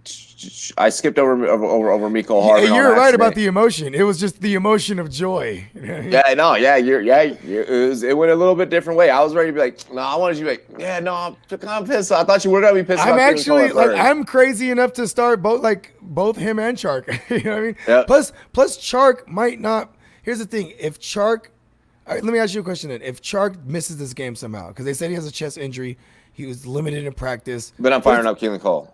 Yeah, but okay. Now here's the question: who draws? So Keelan Cole will obviously draw number one coverage, not Laviska Shenault. No. Yeah, for sure. Because Keelan Cole is obviously the one that's been eating the past No, 2 weeks. but I'm willing to play. I'm willing to play the Laviska Shenault and DFS for damn sure. But I want DJ Chark, the Chark Knight, to play so Keelan Cole Oh, can Cole, ball keep, again. keep eating, bro. I Oh, man. love when you start getting it's like midway through the season and it's like you start finding yourself. Have you ever benched a star player, bro? For somebody. Oh yeah, Right, for a nobody so- that's becoming somebody. Exactly, bro. Oh, yeah. Like I've had some wild Thanksgiving days where it's like, damn, that was such a good decision. Like last year, I had Juju in a couple spots. I was benching him a gang of times. You know what I'm Yep. saying? Because yeah, he was Juju's name brand, but I was just like, yo, other motherfuckers that are Hey, eating right now. that is my favorite. That is my favorite roster to screenshot at the end. Yo, Miles is like already doing it. He's like all the time, Yeah. already doing it, bro. Let's roll. Hey, big shout out to Miles.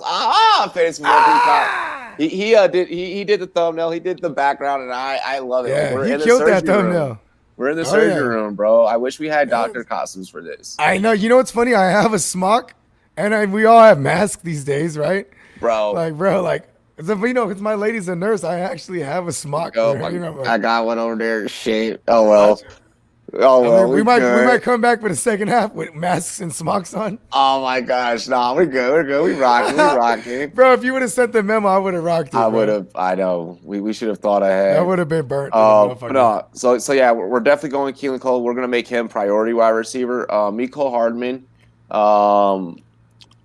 They play on a Monday night. Sammy Watkins in a concussion protocol. He might clear by then. Either way, the only reason I put Miko on there is because he got more of the snap count when Sammy got out the game. So because you never know what outside of Hill and Travis Kelce, you will never know, dog. You just have to spin the wheel. It might be Demarcus Robinson. It might be goddamn what's buddy's name?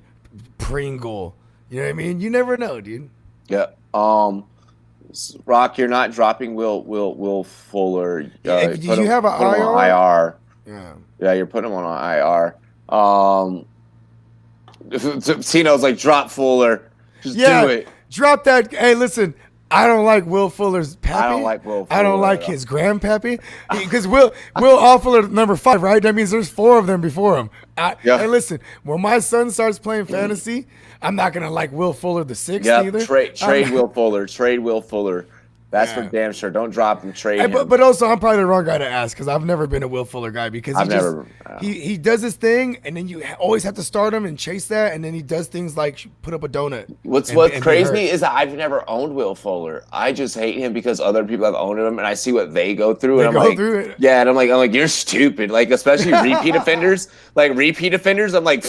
Like, you didn't learn the first time. That's why his name is Will Fuller, yeah, bro. It's like people people that just love being like fucking abusive relationships. It's like, what is wrong with you? Like, get out of that toxicity. Like, just stop. Well, she said she was gonna change. She said she was gonna change. Like, no, dude, she just sucked the bar hop's fucking dick. Like, come on, man. God. The bar hop, not even the club owner. It's like, he never rostered him, and he's a Texans fan. See, Miles. see, even Miles knows. It's like, man, like no, girl, like she ran off with some random dude in Vegas. Like, come on. Kenny Stills, Golden Tate. I'm not. Once again, Golden Tate with the New York Giants. I'm not in on. Bogart is tonight. Hold up. Jesus Christ. So Kenny Stills, Golden Tate. I'm out on Golden Tate. Kenny Stills, I take I a like flyer Kenny on. Stills because Kenny Stills actually has shown rapport with. Yeah. But and they're playing the Steelers though, so that's the one thing. Like, you know what I mean? Like, it's kind of a bad matchup. I mean, it's Steelers secondary. Actually, they even Danny Dimes kind of had his way with them, but that was week 1. You know what I mean? Week 2, Jeff Driscoll comes in. He kind of does his thing. So maybe it's really just that front 7 that's nasty. Maybe we need to start re-questioning and whether we should be scared of the Pittsburgh secondary. But No, you're still scared of the Pittsburgh secondary. yeah, I mean they still have Minka Fitzpatrick, and he's Exactly. Yeah, you took the words right out of my mouth. Like Joe Hayden's still there, right? And Joe he's elderly now. He's like, oh, he's kind of like how I view Richard Sherman these days. You know, don't bring them into I'm that. just saying. He is. I mean, Joe Hayden is that's Joe Hayden was the guy, bro. I used to fuck with Joe Hayden. When he was with Cleveland, bro. I was like, yeah, that nasty man dog. Yeah, he was, bro. Like he earned every piece of dollar he got, and over his years. And then he finally got to a contender, and then Big Ben goes down. And he's like, "Fuck, man, left the Browns for this shit." Yeah, and now he's back. Like, I don't know. I'm just saying, Kenny Stills, because who else is there, dude? Kenny Stills, Kenny Stills. QT. Oh my gosh, if Kiki could go off, bro. But Kiki's just predominantly a slot guy, and it's him and Randall Cobb that battle that position. Like I don't care if actually he goes off in fantasy wise, right? Because I get that he's not fantasy relevant right now. But if while I'm calling NFL Rum Zone, if I just hit the Kiki, do you love me? Scoring touchdowns, like bro, I just want to like what I haven't got to do it yet this season, man. It's like it's as good as the DJ Chark do. It's good as it's as good as the DJ Chark. It's just as good as I know there's another one. The freaking Josh Jacobs one. The Josh Jacobs, Jingleheimer Smith. Exactly, bro. So I mean, they're his touchdown is mine. Touchdown too. Oh, yo, I must. Oh, see that I've been trying to figure out that next line. See, there it is. This is what happens when we're in the presence of a real rapper. Listen. We're just in a power meeting. It don't matter if we're on live or we're on the phone. This is just how we do. Everything's a power meeting. Rockout asked, do you think while we're still on wide receivers, we just wrapped up wide receivers with that segment. We're about to get into our next skill position here. Do you think this week we could get a good week out of Gallup? They're playing the Seahawks. Yeah, I mean, besides they just barely I know they came back, but that was more so of Atlanta just being bad. Like Seattle's so much more disciplined than Atlanta is. And the Patriots seemingly with just Cam Newton as their main weapon, and then Edelman, and then some Harry sprinkled in, they kept the game maybe not kept it close, but they were in the game. I think Seattle knows their secondary minus Jamal Adams, because Jamal Adams is basically that whole defense. Him and Bobby Wagner. Yeah, let's be honest. Jamal Adams is nature. He's everywhere, and then Bobby Wagner doing Bobby Wagner things. Aside from that, all of them benefit from those two guys. So I think Seattle knows that they need to keep their foot on the gas pedal and let Russ cook, as they're saying these days, right? Mm-hmm. Let Russ cook, just pile up the points, and then their defense can play a little loose. You know what I'm saying? Play a lot of zone. And with that said, that's who Gallup is playing this week. And I think what the Cowboys should do is really try to emphasize the run, because they have Zeke. Like, come on. Like, you know what I mean? That's what you're supposed to do when you have Zeke. You know what I'm saying? But Gallup has been a no-show. It's disappointing. Yeah, I'm not messing with. I feel like that I think it's a flex this week, because that should be a high-scoring game. Yeah, it's gonna be a high-scoring game. I mean, just try and get some action in that game period. Just try and get some action in that game period.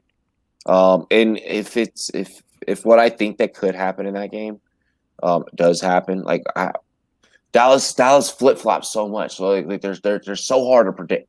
They're so hard to predict. You know, and especially this year, because McCarthy, it's like he's trying to make it look like Green Bay, where you got always 3 wide receiver sets. You know what I mean? Yeah. Always 3 wide receiver always sets. Always someone out there. Yeah, but then again, he tries to look like Cowboys of old, where it's like he's gonna run it on first down, and it's like, yo, now you're looking predictable. Like, you know what I mean? Like, yeah, Mike McCarthy needs to get his shit together over there. They didn't look. Week 1 was topsy turvy for them. Week 2 was a battle uphill. are they going to be able to do another battle uphill like against a team like Seattle? Like I don't think so. Like I don't think But so. in fantasy though, if In Seattle's fantasy, kicking their ass, bro, all those receivers in Dallas are gonna eat. should eat. Yeah. Hopefully. I like this dynasty question right here. Okay. And then we're going to get into our next set of injuries. Might sound risky. Should I give a first round pick away for Saquon while he's injured and have him for next year, or is a first rounder too much? I think Here's the thing. You should wait and see how college football develops and see how this draft is going to develop. Because it's no Pac-12, right? Or who's actually playing this year? I know not all the organizations are playing. not but I know Big Ten's playing. I think it's just Pac-12 that's not playing. Pac-12's the only one that's not out. So it's like Stanford and who else is in Pac-12? All like mostly the West Coast teams. Yeah, but I mean, even still with that, so in the draft, when the NFL draft rolls around with your first round pick, you can hit on the next Saquon. You can hit on the next CMC. You can hit on the next if CH busts or really like balls out this year, then you can hit on the next CH.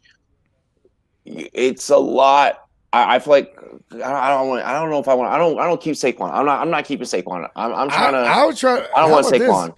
Try to get Saquon for like a second round first.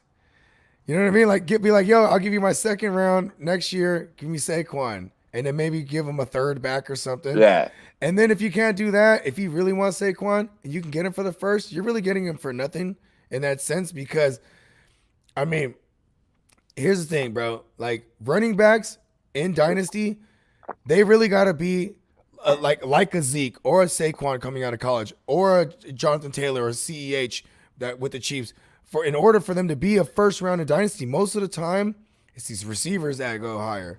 Because receivers have longer life, shelf life.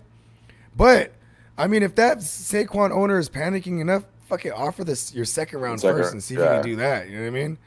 Because honestly, I don't really like the Saquon situation for the next. I don't like years. the Saquon. Yeah, I don't like the Saquon situation. That line is not good. And then like even in free agency, who's gonna want to go there in free agency? You know what I mean? Exactly. Like, and look, even when Jason Garrett, who's over there now, when he was over there with the Cowboys, it took them 5 years of first round draft picks to build that line together. I'm gonna put it like this: Saquon was banged up last year, and now he got hurt this year. No more Saquon. Stop. We're done with the Saquon takes. We're done with the. No, I'm also that analyst that when I'm giving you guys I'm advice, not mad at you for that. Yeah, when I'm giving you guys advice, like I'm also coming at it too from an actual fucking football standpoint. Like they got too many needs over there in New York. I don't know if like they're gonna be able to fill it. Like look at what Miami just did in the last 2 years. Saquon just deleted all of his New York picks. He only has a picture of Kobe Bryant up on his Instagram. Like get out of the Saquon situation. There's so no you're Saquon. Saying he's coming to my Niners. We're gonna trade for him. That's stupid. I think no in New York they'll blow it all up. They're just gonna blow it all up. Like there are people. Hey, Miami blew it all up, and that's what New York should have been doing. Yeah, but there are people legitimately there are New York Giants fans. Okay, I'll call them fans, not necessarily analysts, but there are New York Giants fans that are making videos saying they're tanking for Trevor. And I'm pretty sure that it's going to be a matter of time. I'm pretty sure it's going to be a matter of time before some real local radio or some real analyst on TV comes out with New York needs a tank for Trevor. Do I think it's stupid? Do I think it's stupid? Yes, but did it work for the Cardinals? Would you say it's dumb? Can I hit it off one time? Dave Gettleman, you are dumb. Yo, that general manager is a dumbass. Hey, he is. But you know what? If they can go and get Trevor, that's a lot better than when they went to go for Daniel Jones. Just like Arizona, it was a lot better when they went for Kyler Murray than Josh Rosen. Josh Rosen. These things happen. It's the fucking NFL, funny, dude. Let's get into tight ends. So tight ends, CJ Uzomah, he's out. Dawson Knox, that one hurts my heart. Break out the violin. Yeah. What is his? Cause I put him on a list, but I didn't look at his exact injury. What was it? I can't remember. I It's will not get that important. It's not for you. important. It's not important. I mean, it is, but I'll get that for you. Yeah, because I And then fuck with Dawson Max Knox, man. and then Max Williams. Yeah. I So just put him on a list because he was a tight end that got hurt. He's not really relevant, but yeah. wait, so Dawson Knox is relevant. No, I'm talking Hold about on. Max Williams. Talking about Oh, Max. Max Williams. Yeah. He's not relevant. Blake Jarwin got hurt week 1, so yeah, he's not important. Yeah. But we are going to talk about some Titans that we should be looking at starting because of CJ, the Teenage Mutant Ninja Turtle Secret of the Uzuma is it's out. a concussion for Dawson Knox, so he'll be back. So he'll be back. Yeah, but as far as Uzuma, Drew Sample came in and started getting peppered. Yeah, Drew Sample. Drew Sample's nice. a pickup. Yeah, and Troy Aikman with his forever concussed ass, he brought up a stat on Thursday night. He was like, let me try to do my best, Troy. He was like, Joe Burrows, his all his passes are all to tight ends and slot receivers, dating all the way back to his time at LSU. First of all, my Troy Aikman is really bad, but I don't even think I think Troy Aikman would be like, that's spot on, Bogart. That was pretty good. It was bad, but yeah, I like your version better. Listen, but yeah, Drew Sample, bro. With that, pun intended, that sample size. You know what? I'm gonna go ahead. I'm gonna rapid fire this big 3. Let's go. Jonnu Smith, Noah Fant, Drew Sample. Yeah, if they're available, shame on your league. You go grab them. Yep, you go grab them. I'm like with the whole. I'm even taking them probably. I would take if I need a tight end. You got to go in depth those 3. Yeah. Dallas Goedert available to you guys. Logan Thomas available to you guys. Mike Gesicki going to be available to you guys. I'm out on Chris Herndon. I'm not crazy enough for Dalton Schultz and Jordan Reed. I'm still like, He did ball. Jordan Reed's just a rental, right? Yeah, he's a rental. That's why I put him at the bottom of the list. Dalton Schultz, though, if he could just catch the ball, he was getting hella targets. Yeah, he was. Just catch the ball, bro. You know what I mean? Because he's the whole reason why we were even on Blake Jarwin. You know what I mean? I mean, not he's the reason why, but the idea of Dalton Schultz being a thing is the whole reason we were on Blake Jarwin. You know what I'm saying? Come back next year strong, bro. Shout out to Blake. I had big aspirations for him. People are trying to snag Freeman now. Hey, if people are trying to go for Freeman, man, do it. Let them go. Let them put themselves into that position. That's one of those waiver wire pieces where we've talked about how talented some of those other guys at that particular position of running back are than others that are available. Yeah. Yep. Any tight ends better than Ingram? All of these guys we're talking about are better. Listen, Double E. Step aside, Double E. Matter of fact, there's even a better tight end to me personally on that roster. What is it? Remember, he was one of your sleepers when the first time you came on my show, Rob. Caden Smith. Yep. Remember? Dude, I love Caden Smith. Love him, bro. I don't know why my Niners cut him. He's a Stanford guy. Stanford always produces legit tight ends. Legit players, period. Yeah, period. Big brain guys. Yeah, you know what I mean? And you want big brain IQ guys, football IQ guys. But I'm just saying, matter of fact, you know what? Yeah, they're all better than Evan Ingram to me. Mo Alley Cox, at this point, guys, for real, with Evan Ingram, use him as a trade piece. Get him off of your team. I will say this though, when Evan Ingram, with no Sterling Shepard and no Saquon Barkley, as long as Evan Ingram's healthy, or how about this, until he gets hurt, you know what I mean? Evan Ingram is a strong start. I'll say that. I bet you Evan Ingram stops a bunch of garbage, a bunch of targets. Just I bet you Evan Ingram stops getting hurt if he gets traded to a different team. I bet you Saquon stops getting hurt if he gets traded to a different team.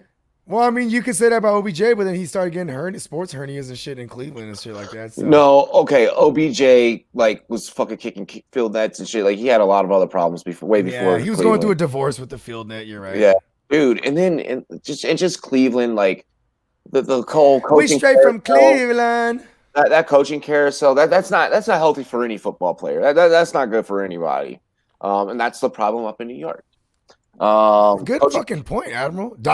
Admiral. Yeah, thank you. Coaching I concur. carousels are cancer, bro. Coaching carousels are cancer. Like if you cannot get a consistent leader, like someone that's gonna get the fuck up for work every day, take it serious and do what the hell they gotta do, not you, Adam Gase, then And that's why Jamal Adams was like, I'm the leader on this team. exactly, bro. Like He was like, bro, you need to get me up out of here then. like whenever you got the freaking head coach busting down smelling salts on the desk and on his playbook instead of freaking, actually making sure that his quarterback is set for Sunday. He was on that chalk. He was on a chalkboard, put it Yep, intended. He was like, bro.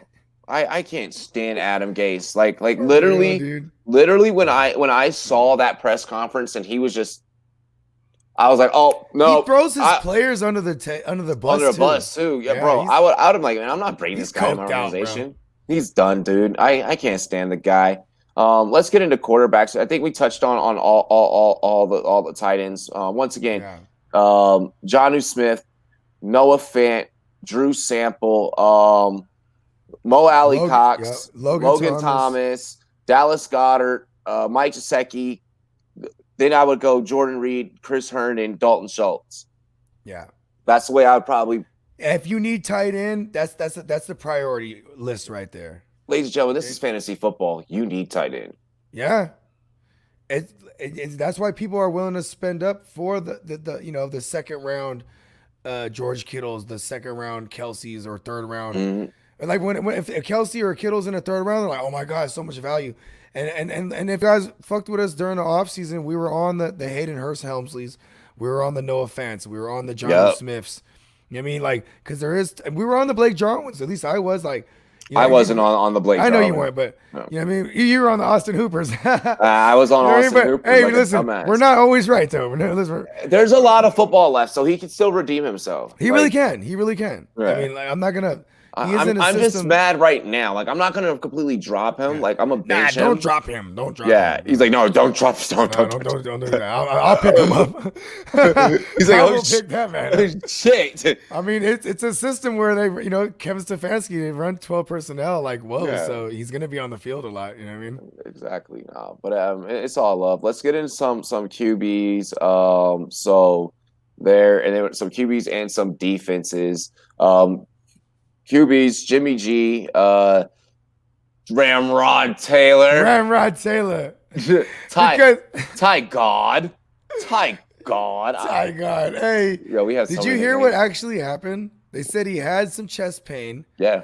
They gave him a shot, like a cortisone shot, and then he couldn't breathe. And then because of like a COVID and all that shit, they're like, rush him to the hospital. Damn. Yeah, but see, here's the Bogart. Here's the Bogart version. Someone paid him off. No. Here's the Bogart version. They let the Chiefs game plan for Tyrod Taylor all week. Comes game time, they're like, all right, let's go, Herbert. You're in here. And then they have no fucking idea what to expect from Herbert, and he's tearing them up. Tell me that's not what happened. Doesn't that sound more likely? But yes, they said Tyrod Taylor went to the hospital, but hey, they might have been like, go to the hospital real quick, bro. You know what I mean? I'm just saying. Hey, don't take this money. Isn't that likely? Hey, that's like great coaching. Like, all right, how about this? Bam, hit him unexpected with a division rival, with a win, and like in their new house, this their brand new home and their brand new stadium. Like, listen, let's let our franchise quarterback show the Super Bowl champs what's up. And he kind of did. Peacock said, "Don't think the Chargers are that smart." Hey, you won't charge. We can't charge it to the game then. Yo, Tropical Edge. Before you go, Schultz, remember that list that I pecking order. Yeah. If Jonnu's available, you grab Jonnu. If Fant's available, you grab Fant. If Drew Sample's available, grab Drew Sample. You know what I'm saying? Then the rest of them are all like, because those three guys right there, Smith, Fant, and Sample, those guys are like, you have them and you're starting them every week. You know what I mean? Sample might be a low key, like he's gonna finish top 12. So if he stays healthy. In a couple leagues, really quick, for Miles, he's like I missed on Higbee, only have one share. I went around. And in my home league, shout out to my home league. The block is high. I picked up Higbee in that league, so that's gonna be a solid waiver wire. You drafted him? No, You picked him up. Yeah, I was like, fucking dumbasses. Like I just saw him Wow. sitting there. I was like, click, People, click. Higbee's one of those guys I was just prepared to be wrong about because he was going in like the 6th, 7th round, and I was grabbing I was crazy enough to grab Hayden Hurst Helmsley that early. You know what I mean? Bro. And I didn't panic after week 1 neither because when the Falcons played the Seahawks, I was like, all right, it's Bobby Wagner or But Jamal Adams. you also know home leagues too. Like people do Yeah, it's stupid true. shit. That's true. But then in a expert Like, leagues in an expert Yeah. league this morning, I woke up and in this league, you don't. It's you wake up, everyone's unlocked. You're not waiting a day or so for the shit to go through. So I woke up and I'm just taking a good old shit, which is the greatest time that you could ever do your waivers. Yeah, when you aside from sit on doing the them throne. now. Yeah, when you're sitting on the throne, you make great decisions, and then like boom, like I stacked up Higbee once again. Nice. In Hey. a league with a lot of fucking analysts. Like, Hey, oh my God, I just thought of something, bro. We might be able to pick the Eagles losing Malcolm Jenkins in free agency. He went back to the Saints, right? Bro, who balled on him week 1? Logan Thomas. Who balled on him week 2? Tyler Higbee. This week, Drew Sample is gonna play them. oh my gosh. Oh shit. With no Malcolm Jenkins, bro. Wait. Could you ready? You ready? Let's go. Ready for bold prediction time? Let's go. Cincinnati by 3. Hey, I love it. I mean, remember last week on Run Boys After Dark, which we do every Friday, 6 o'clock p.m. PT, 9 o'clock Eastern, right here on the Run Boys Fantasy Network. That was one of the questions was, when is Joe Burrow going to get his first win? And I was like, I think it might be against the Eagles. Yeah, you did. You did, dude. Cincy by 3. I could see it, dude. I could see it. Because, like, that offense, like, who cares about that defense? What's the line on this? Check the Westgate, bro. Let's see what the line on this right now. I'm on it right now. So, yes. So Drew Sample might ball in this game, bro, because listen, Tyler Boyd, I love Tyler Boyd. He's going to be matched up against Mikael Roby Coleman. Is that his name? Phenomenal slot corner, a phenomenal nickel back. Phenomenal. So I'm worried about Tyler Boyd. Then there's going to be Darius Slade. He's going to be on AJ Green. And AJ Green's looking kind of washed. So Drew Sample, it's all open for him. Yep. Did you see? Look at what did Cooper Kupp and Robert Woods do against the Eagles? They didn't do much. It was all Higbee. Week 1, Terry McLaurin, he did okay. Eagles to cover by 6. Ooh, so it's Eagles -6 or Eagles plus 6. No, -6. All right, no, it's saying minus. So wait, so they're not even favored? Oh yeah, no. You said -6. Okay, you said -6. Ooh, well, I think the Bengals will cover that at least. Both teams are 0-2.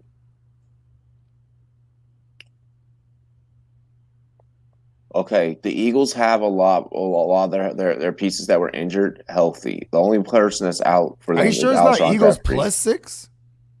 Dude, -6 is crazy. Oh wait, no, plus. Yeah. No, shit. Yeah, no. Dog, I can take a picture of this and I'm gonna send it to you right now. It says minus. Dog, I'm That's literally crazy, dude. I need to check some other books. Either way, if it's 6 points, I'm taking Bengals to cover that. If not outright win, because if they outright win, they cover it obviously. You know what I mean? And I think you'll get your by 3 points right there. You know what I mean? I just sent it to you. Sent it to you. I'm waiting for it to come through. I'm in a little dead zone. Yeah, I know. That's that San Francisco service, dog. Oh shit! I didn't hit the fucking send button. I was about to say I'm hella waiting. Hold on, let me grab it. Let me grab a thing real quick. Hey, but yeah, bro, Drew Sample. Listen, obviously, the reason we put Noah Fant and Jonnu Smith on that list, spread consensus -5. Okay, I see here. Yeah. Okay, so there we go. That makes sense. Because the Eagles should be favored. So that means the Eagles have to win by at least a touchdown to cover that. I am hammering the Cincinnati Bengals to cover that. The one thing that we don't have is Cincinnati having any type of remnants of a defense, right? So this could be a big Miles Sanders game. That's what I I'm was about to hoping because I say. have Miles Sanders. But That's what I was about to say. So, all right, Joe Burrow has already thrown more in 2 games. Okay, and they're barely really quick. They're barely losing to opponents. They're barely losing.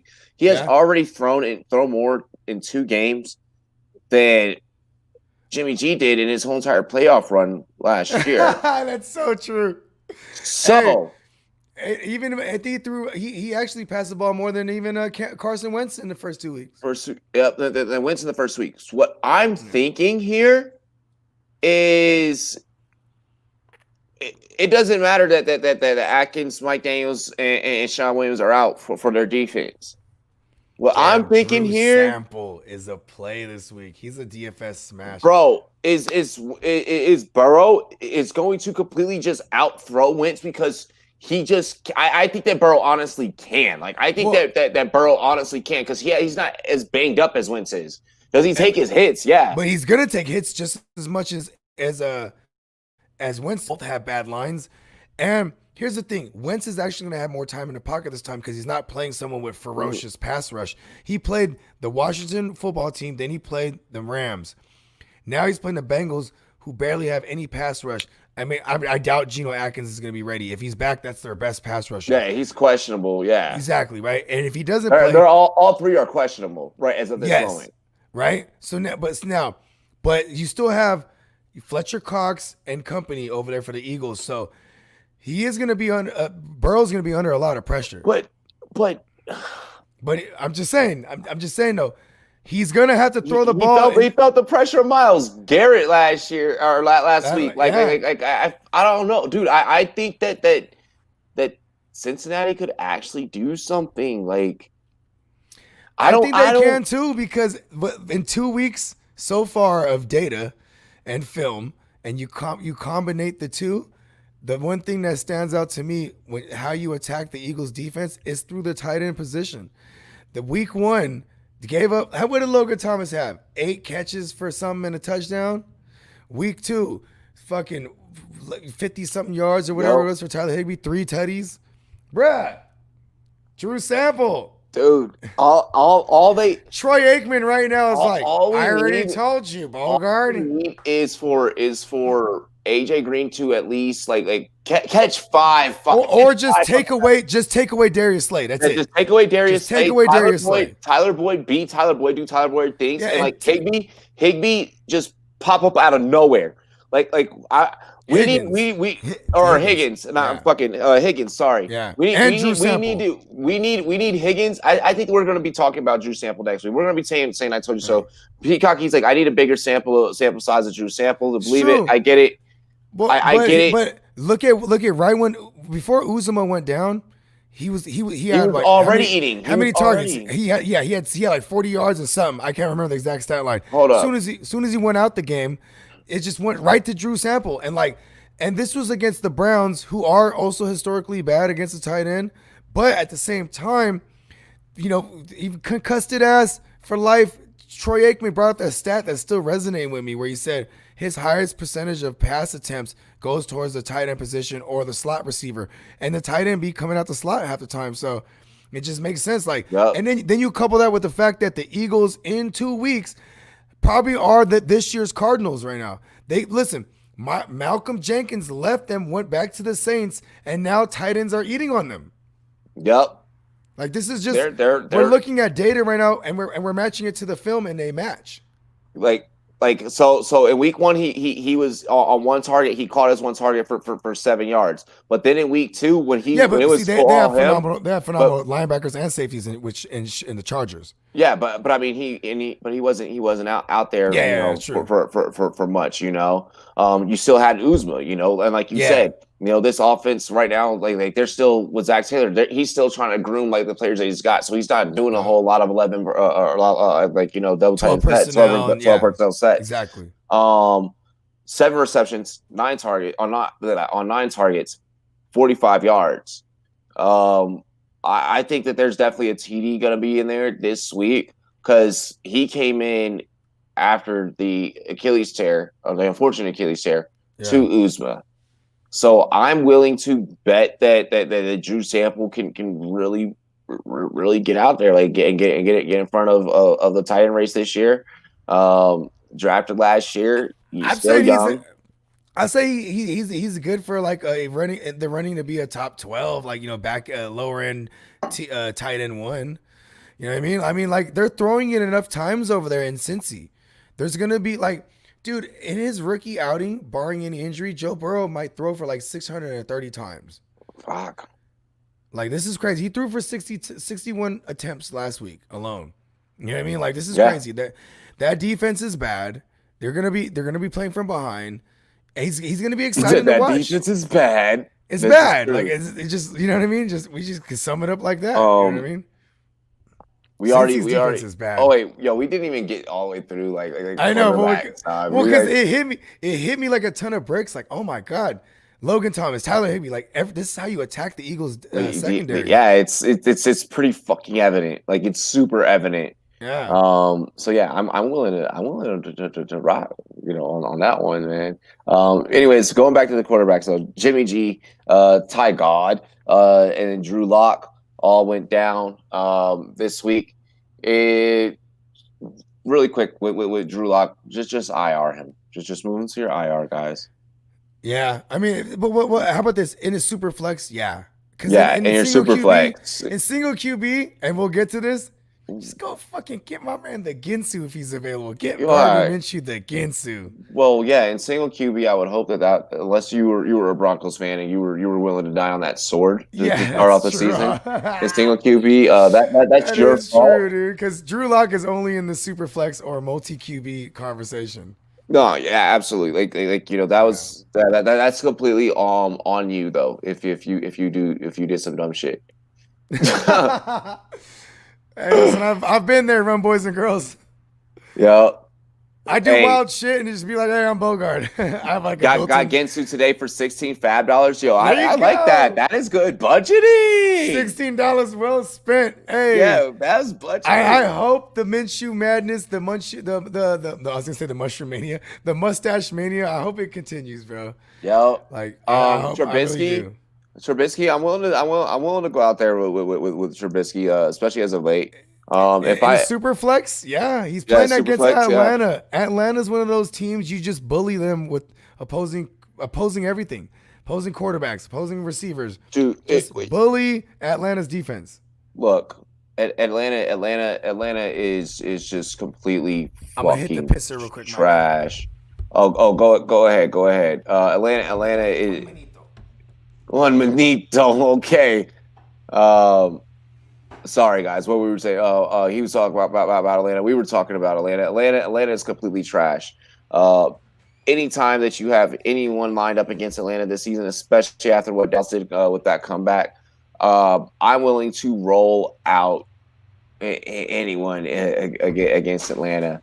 That defense is completely whack, completely bought out, not sold. A matter of fact, here let's actually check who they're facing this week. The Bears. That's right. We were just talking about that. Hell, my fault. But yeah, they're playing the Bears. Start up your Allen Robinson. Start up Trubisky at QB. You're gonna have a good old time pushing around Atlanta. And if you know a Falcons fan, give them a call during the game. Um, let's see here. Philip Rivers.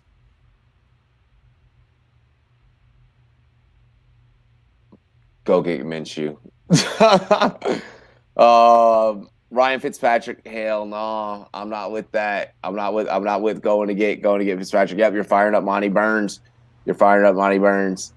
Um, I'm not going to get fucking Ryan Fitzpatrick. This is how you know Bogart made this list. Yo, Nick Mullins though, I'm willing to go in on a little bit of Nick Mullins, and if I'm really hurting, really hurting for my second QB, for my QB2. Here comes Bogart. Here, mentor. Let's make it hard.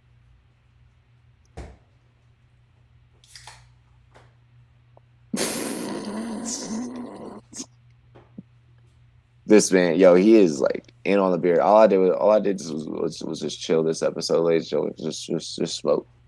Think I my takes nice and clear, level headed. All right. Hey, hold up. You good? You good? You you drop something? About to get into defenses. Talk about which defenses y'all need to stream. You good? Yeah, my bad. I didn't realize I So, dropped the headphones and they turned off. So I went. I know. Ryan Fitzpatrick, Rivers, Nick Mullins. I said, go Ginsu Trubisky. I'm not really trying to. Yeah, those are completely But streaming Ginsu options. is a option if he's available. You rock with him. Like if I'm a Carson Wentz owner, I'm grabbing Minshew and at most I might rock with Carson against the Bengals.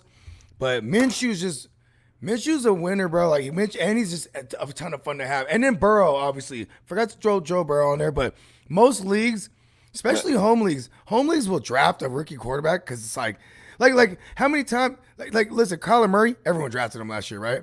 Because then there's in the offseason there's always hype on first round picks. People draft him even in single QB leagues. You know what I mean? So, but if he happens to be there, like if someone had drafted Burrow and seen him against the Chargers, like cutting him, bro, you grab him.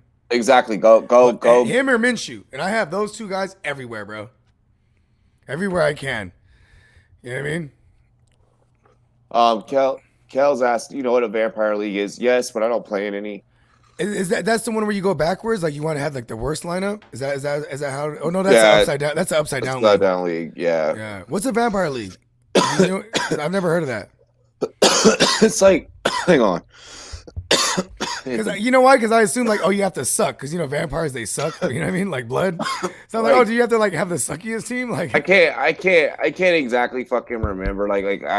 It became like popular for a hot minute. I don't think they like do them or really do them in like too heavily. I haven't seen like many people that play them though. At most, I do 10 to 12 or 10 to 14 leagues. 10, 12, 12 to 14. I do super flex, single QBs. At most, the most challenging league that I do the worst in. So you pretty much. I do the worst. And shout out to Tino and Hinnock. I'm in this league with them. It's a 14-team super flex. You have to start 8 IDPs. I always do horrible in this. I'm actually sitting at 500 right now. I'm sitting at 1-1. I'm not like parading around like, oh, this is my year.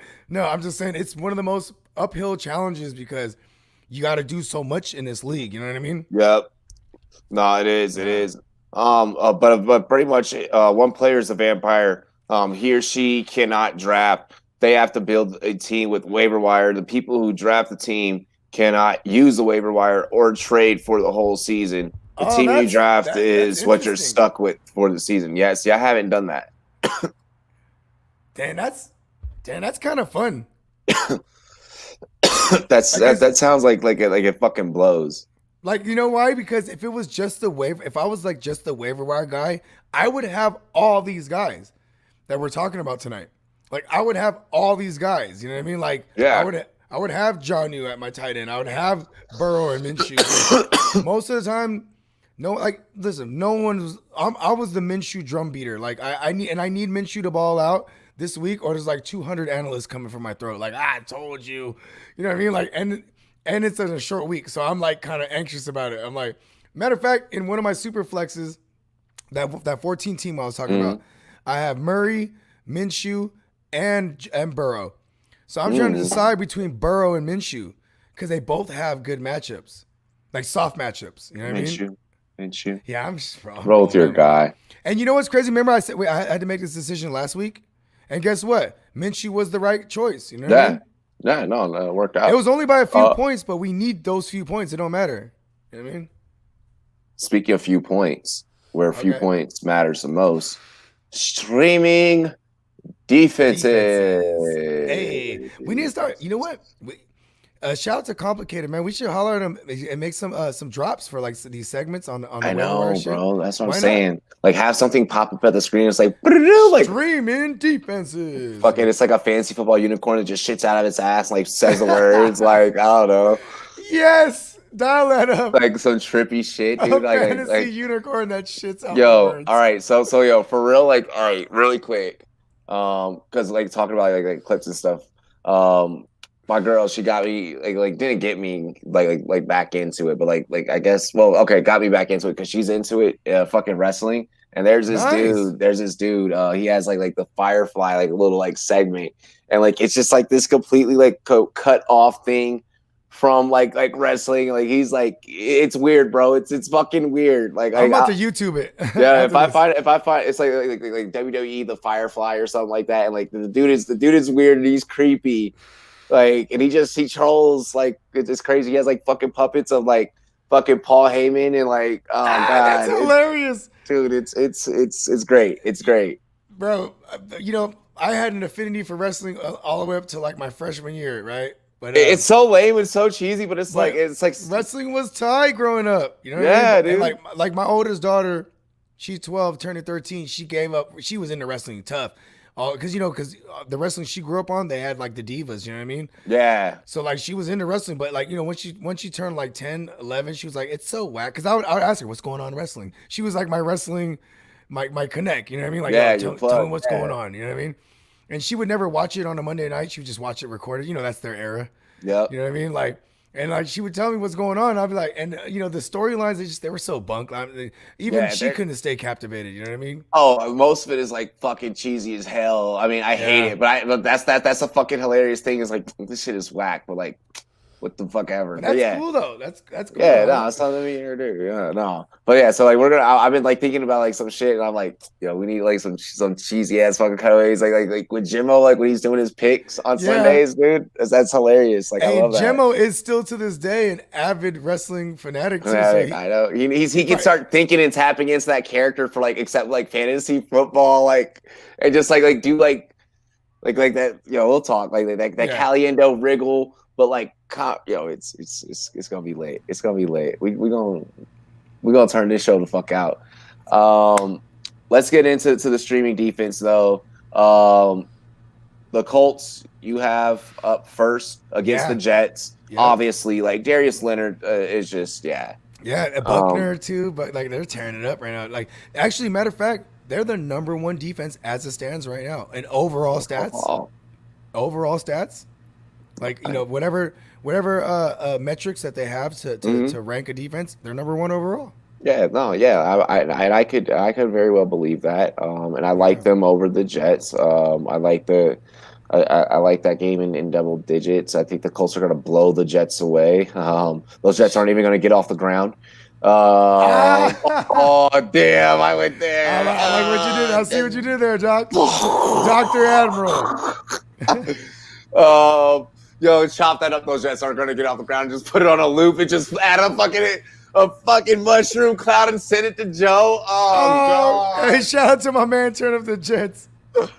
Oh man, shit, that's funny, dude. let's see here. You added the Falcons. You want to know why I added the Falcons? Why? Didn't they get a gang of turnovers? Like, Yeah. see, here's the thing. When it comes to streaming Turnovers defenses, matter. You're right. I'm not. I don't care if they're going to rack up the points. I want the turnovers. I want the opportunities to take it to the house. Come on, Trubisky's good for. He's good for a couple. Trubisky's a member of the Pick Six Club. I get mad when Trubisky throws a pick and it doesn't go all the way back. Turn up the Jets. Oh shit! Miles in the chat. Go ahead, continue, bro. Sorry, man. No, I'm just saying. Ah. I'm just saying, bro. Like when it comes to streaming defenses, you know what I mean? Like it's like look at the look at the Cardinals. They're playing the Lions. Everyone knows Matthew Stafford slings it. Listen, there's just more opportunity to get a pick or a turnover. Like that's what you want for your defense. So we're streaming. I don't ever draft a high-end defense because I don't want to be married. Like I'm a Niners fan. Doesn't mean I'm gonna reach in the 10th round and get the Niners and be like, matter of fact, whoever did that right now, they're not happy about it. They're not happy. No. The Steelers, you grab the Steelers, they're still giving up points through the air, but they're racking up hella sacks and turnovers. So you're still like, it still suffice. I'm just gonna every week to week, I'm finding, whatever defense is against. And watch when we get deeper into the year, we get more data.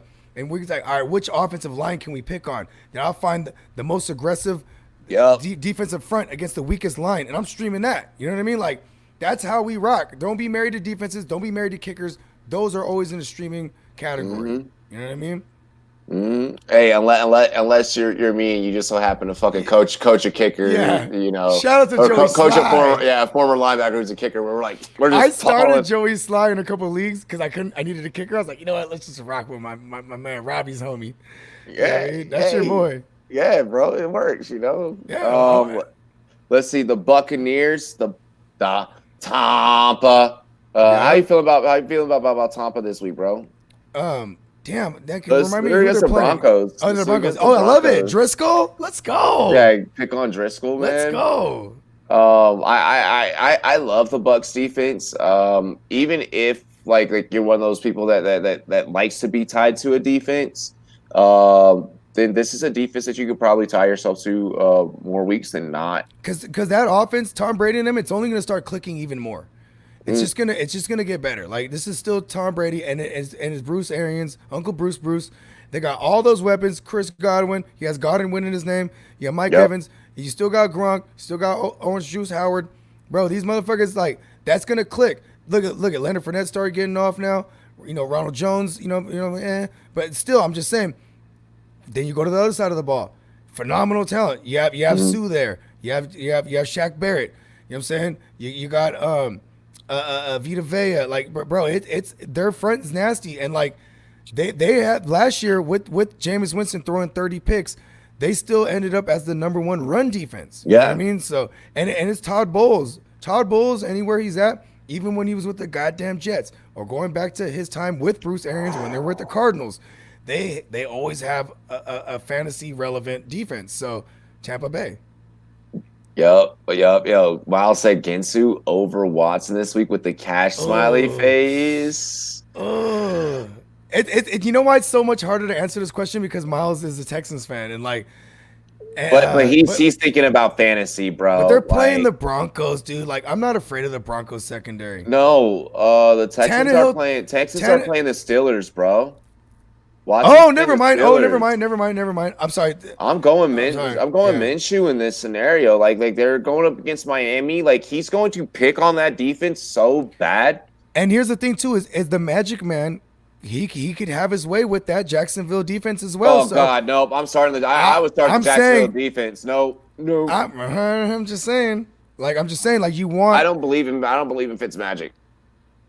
You don't believe in, if you believe in magic.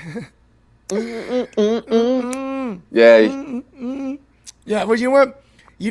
Like I said, because Miles is a Texas fan and I am just the Ginsu truther, I might not be the one to answer this, but I love the Ginsu, so I would say Ginsu. It's tough to say that. Man. I mean, I dig like because it's almost like Watson's just a must start to me, to be honest. Like, you just got to roll him out. I mean, but damn it, they're hurting. They're hurting too, though. If there's no Will Fuller, we're thinking about. No, I'm not. That's what I'm saying, dude. Like, just go Ginsu. I'll let Rob. We'll dive more. You know what it is too, is because this is happening in 2 days too. It's not like we can mow this over like on Friday. Exactly. Well, we got you guys tomorrow Q&A. Yep. Let's see. Cardinals. Cardinals are playing the Lions. They're gonna throw it a lot. True. You know what I mean? And like the Lions secondary and the Lions' entire defense is not good. I'm pretty sure Murray and company, Kyler Ren and Nuke Skywalker and the new Empire, they should be racking up points, which would allow Chandler Jones and Buda Baker and Isaiah Thomas or Isaiah Simmons and Patrick Peterson be able to maybe he's gonna be on a wounded Kenny G, and even if it's not Kenny G. Like, Kenny G might not even play still. You know what I mean? We don't know. I'm just saying. D-Hop's like I'm enjoying these NFC DBs. I'm with that. I agree. Yeah. The football team. Love it. They're just gonna rack you up points on the sacks and shit, bro. Like, they didn't blitz more than so far this year. They blitzed more than like a gang of teams from last year combined. Yeah, no, I'm rocking with that one. I like that Streaming. one. Remember, Yeah, just streaming. boys and Yeah, girls, we're streaming. It's not like you pick them up and you need to rock them every week. You yeah, pick them up we're and you, talking streaming. yeah. That's why I even have the Colts as the one I want to get over all these teams that are available. Like I'm actively putting claims on the Colts in every single one of my league if I can get them. That makes complete sense. Yeah, I mean, we here at the Run Boys Fantasy Network, ladies and gentlemen, we play chess, not checkers. Yes. Um, the Browns. Same thing. I mean, the Browns. You know what I mean? Like the Browns, they're they're aggressive with their pass rush. You know what I'm That saying? game, yeah. I mean, Cleveland by 7 in that one. They're playing Washington. You I just like. start. I mean, Hey, if you are the Washington football team resident, fan. So like, I mean, is Haskins not good for a few? I think Haskins is definitely going to be good for a few. I mean, Yeah. I mean Hey, McLaurin, Washington's line. 12 receptions, 186 yards and a TD. I mean, McLaurin versus Denzel Ward is gonna be fun to watch. That's gonna be fun. oh, That's gonna be a good. It's gonna yes, be a good like player good, matchup. good. They're both just so speedy. They're both just so Yeah, speedy. they really are. Um, yeah, no, I'd be willing to roll with either of those defenses. Logan Thomas might have a big game in this one The too. The Eagles. The Eagles, because they have a very aggressive front too. It's Jim Schwartz at the defensive coordinator. He loves to send pass rush. He sends the whole house sometimes. And then we've seen Joe Burrow. One knock on Joe Burrow in 2 games. Yeah, He's trying to make a play. He's holding on to the ball. yeah, he's He's trying taking to make a hits. play. And that Yeah. line, they better treat him better than the Colts did Andrew Luck and like start addressing that line immediately next year because Yep. that's all you need. Joe Burrow is going to be a star. Oh, Joe Burrow's gonna be a But guy this for a week, yeah, he's time to probably going to come. take some hits. Yeah. Okay. Okay. I like it. Yeah. I like Streaming it. D's. We're streaming D's. Streaming D's. Pause. Streaming D's. Pause. Streaming See. D's nuts. Oh my God. See, I don't know. I didn't I had even to go get immature. I'm on my 6th beer. Let's get immature a little bit. Oh my gosh. Ladies and gentlemen, this has been our waiver wire woes. I think that we put together a very good recipe for success to help you guys overcome your week 2 waiver wire woes. Yep. Week 3, we are officially fully, all the way in. We are immersed into week 3 now. Yep. We are set and sell. We have let that go behind us. This was the last time that we're going to talk about what happened last week. I don't think that we're going to have another week in the NFL like last week where it was just like, holy shit, I would hope so. Because this is essentially week 3 of the preseason, kind of, right? Yeah, exactly. Yeah. We didn't have a preseason, so like hopefully a lot of this shit starts smoothing itself out. Who do I start out of Devontae Parker, Cup, OBJ, and Deontay Johnson? You get to pick 2. I was about to say, I'm assuming 2. Get to pick 2. I'll put the list back up on the screen there, Bogard. Okay. Parker, Cup, OBJ, Johnson. What's the status on Parker? I will check on that really quick. Yeah, because Parker I think he's going to be actually playing. he got into the game last week, and he's been nursing his hamstring. And then OBJ, you need the efficiency because the targets will be there, but like you need the run. It's kind of hard to run on Washington, so I don't know if because they need to be able to run to open up that play action. To choose 2, okay. So OBJ, Parker, who's the other 2? This is tough, man. Let's see here. This is tough, dude. So he was a limited participant today in practice with the hamstring. I think that he's going to be. Yeah, I mean it makes sense he's limited because it's a short week. So yeah, I think he might be good to go against Jacksonville, but with it being a short week and with that being a hamstring, I don't know if I want to take that chance and gambling him out there. I might go Cup and OBJ in this one. Possibly. Who are the Rams playing again? The Rams are playing the. We had which is crazy. Like we brought this up so many times throughout the show. No, dude, it's all good. It's all good. Nah, I got it right here. Okay. The Rams are playing the Bills. Fuck. Oh no, I don't like that. Damn. Fuck, damn, I don't like that. That is ugly. Because that's either Tre'Davious White more than likely, and if not, it's Josh Norman. It's like, and so Josh Norman's probably going to be on Woods. and it's gonna be Tre'Davious White on Cooper Cup. I might, I might avoid that one. The Rams might The get woken up this week. and then the Steelers face the Texans. So I like that Yeah, right there. I like that right there. I'll put yeah, Deontay Johnson in. I'll put yeah. Deontay Johnson in. Deontay Johnson is he's garnering a 30% target market share right now. So yeah, throwing him in there. So then let's go Deontay Johnson and OBJ. Yeah, Yep. I I think think it's that's a your toss up. safest bet. Yeah, because OBJ is more healthy than Parker too. Parker might. Here's the thing too is I think Gesicki might be the one to have like a bigger game this Thursday, just because he's more healthy and like you could eat the tight end can eat against Jacksonville.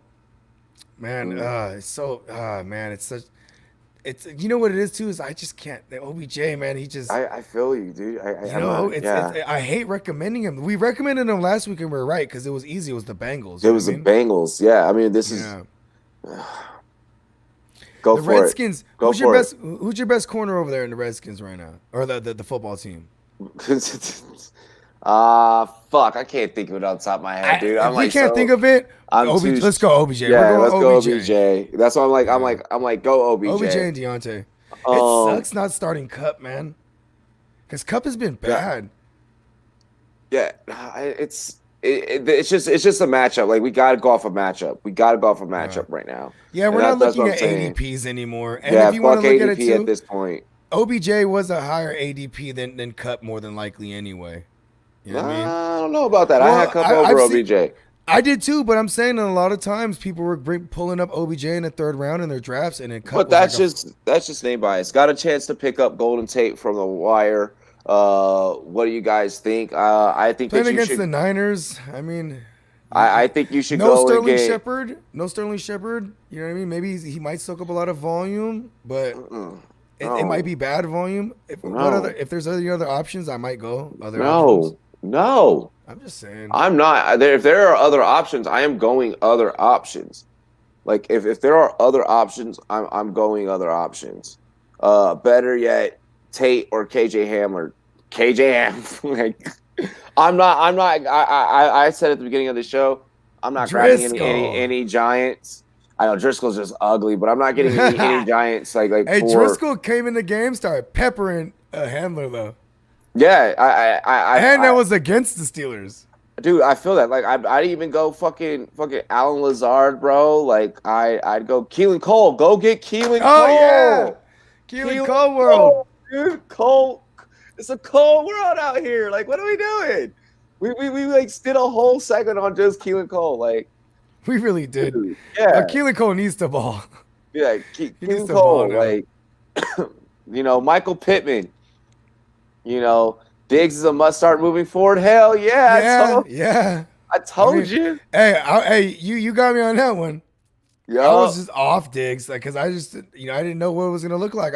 And plus, I was just such a John Brown truther. He's like, even if I got Allen Robinson and DJ Moore, you're starting him over DJ Moore. I'm starting Allen Robinson though. He for sure. Allen Robinson. I'm starting Allen Robinson. I said Yeah. nothing bad about Allen Robinson. Yeah, it's true.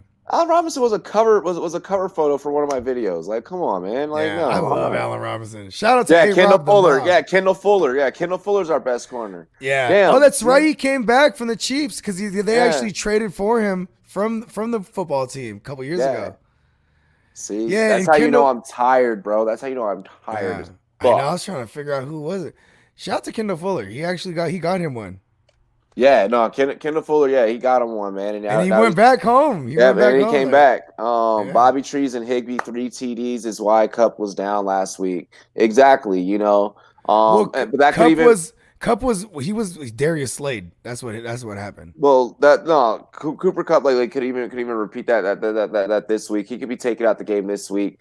I mean, Yeah, is by LA Tre'Davious White. is LA gonna find a way to still score? Like, yes, but I mean because they do have weapons. Like you said, Miles, Bobby Trees, Tyler Higbee. There's still going to be points put up. The Bills could have a problem on their hands this week with that. It's going to be really super reliant on Josh Allen.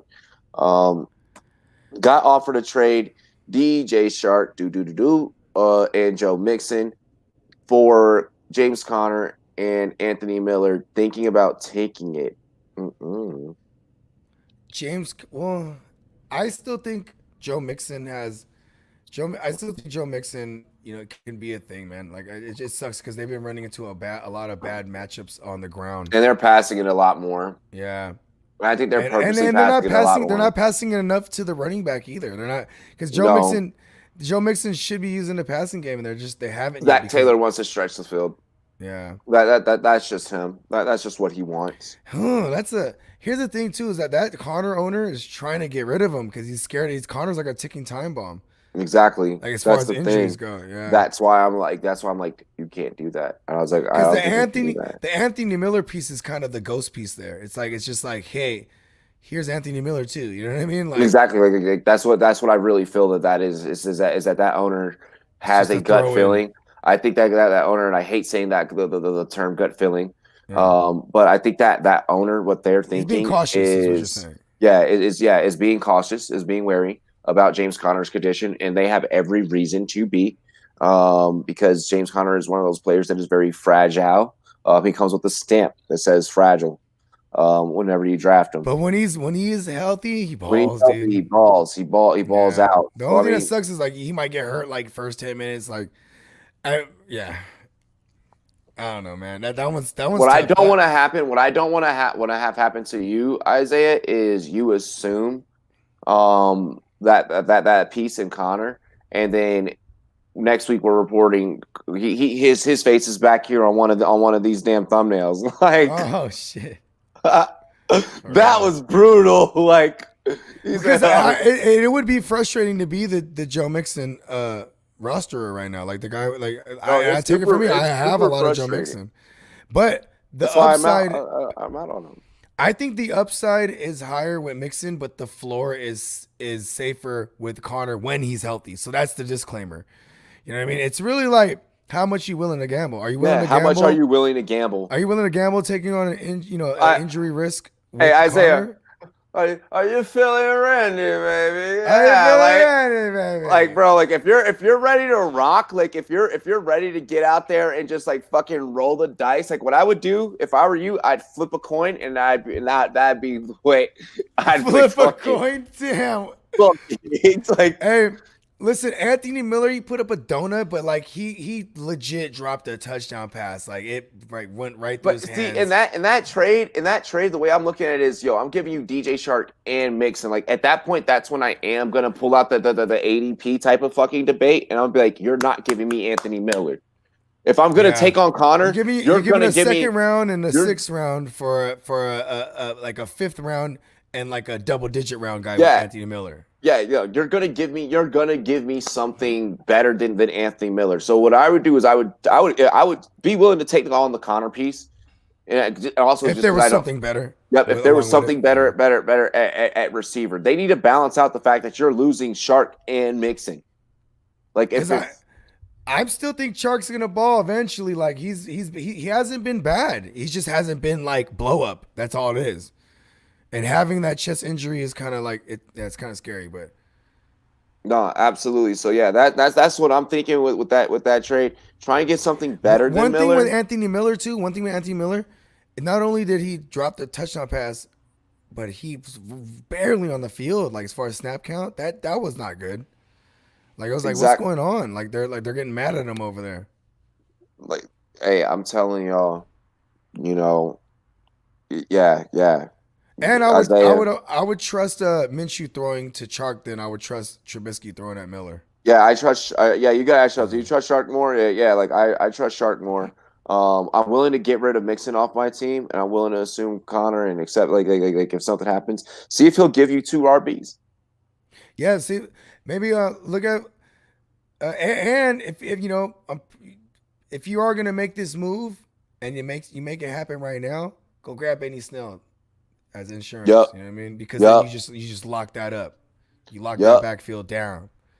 Or as the Pittsburgh hardcore fan, the hardcore Pittsburgh Steelers fanatic Pat McAfee would say, "You lock that backfield down.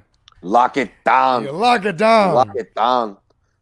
Nah, I 100% completely agree. He hella wants to get off Mixon right there. You know, he's like, "Yes, Yeah. I'm willing to do it." Hey Yeah. man, hey, chances make champions, as my homies from the Heart to Start Fantasy Football Podcast would say. You know what I mean? Yeah. Sometimes you just gotta swing for the fences. You know what I mean? Like, but I mean, and as much as James Conner is a ticking time bomb, or even like a Dalvin Cook, all these guys that are injury prone, in this climate, this year, 2020, every single player is a ticking time bomb, and we saw that after Mm. week 2.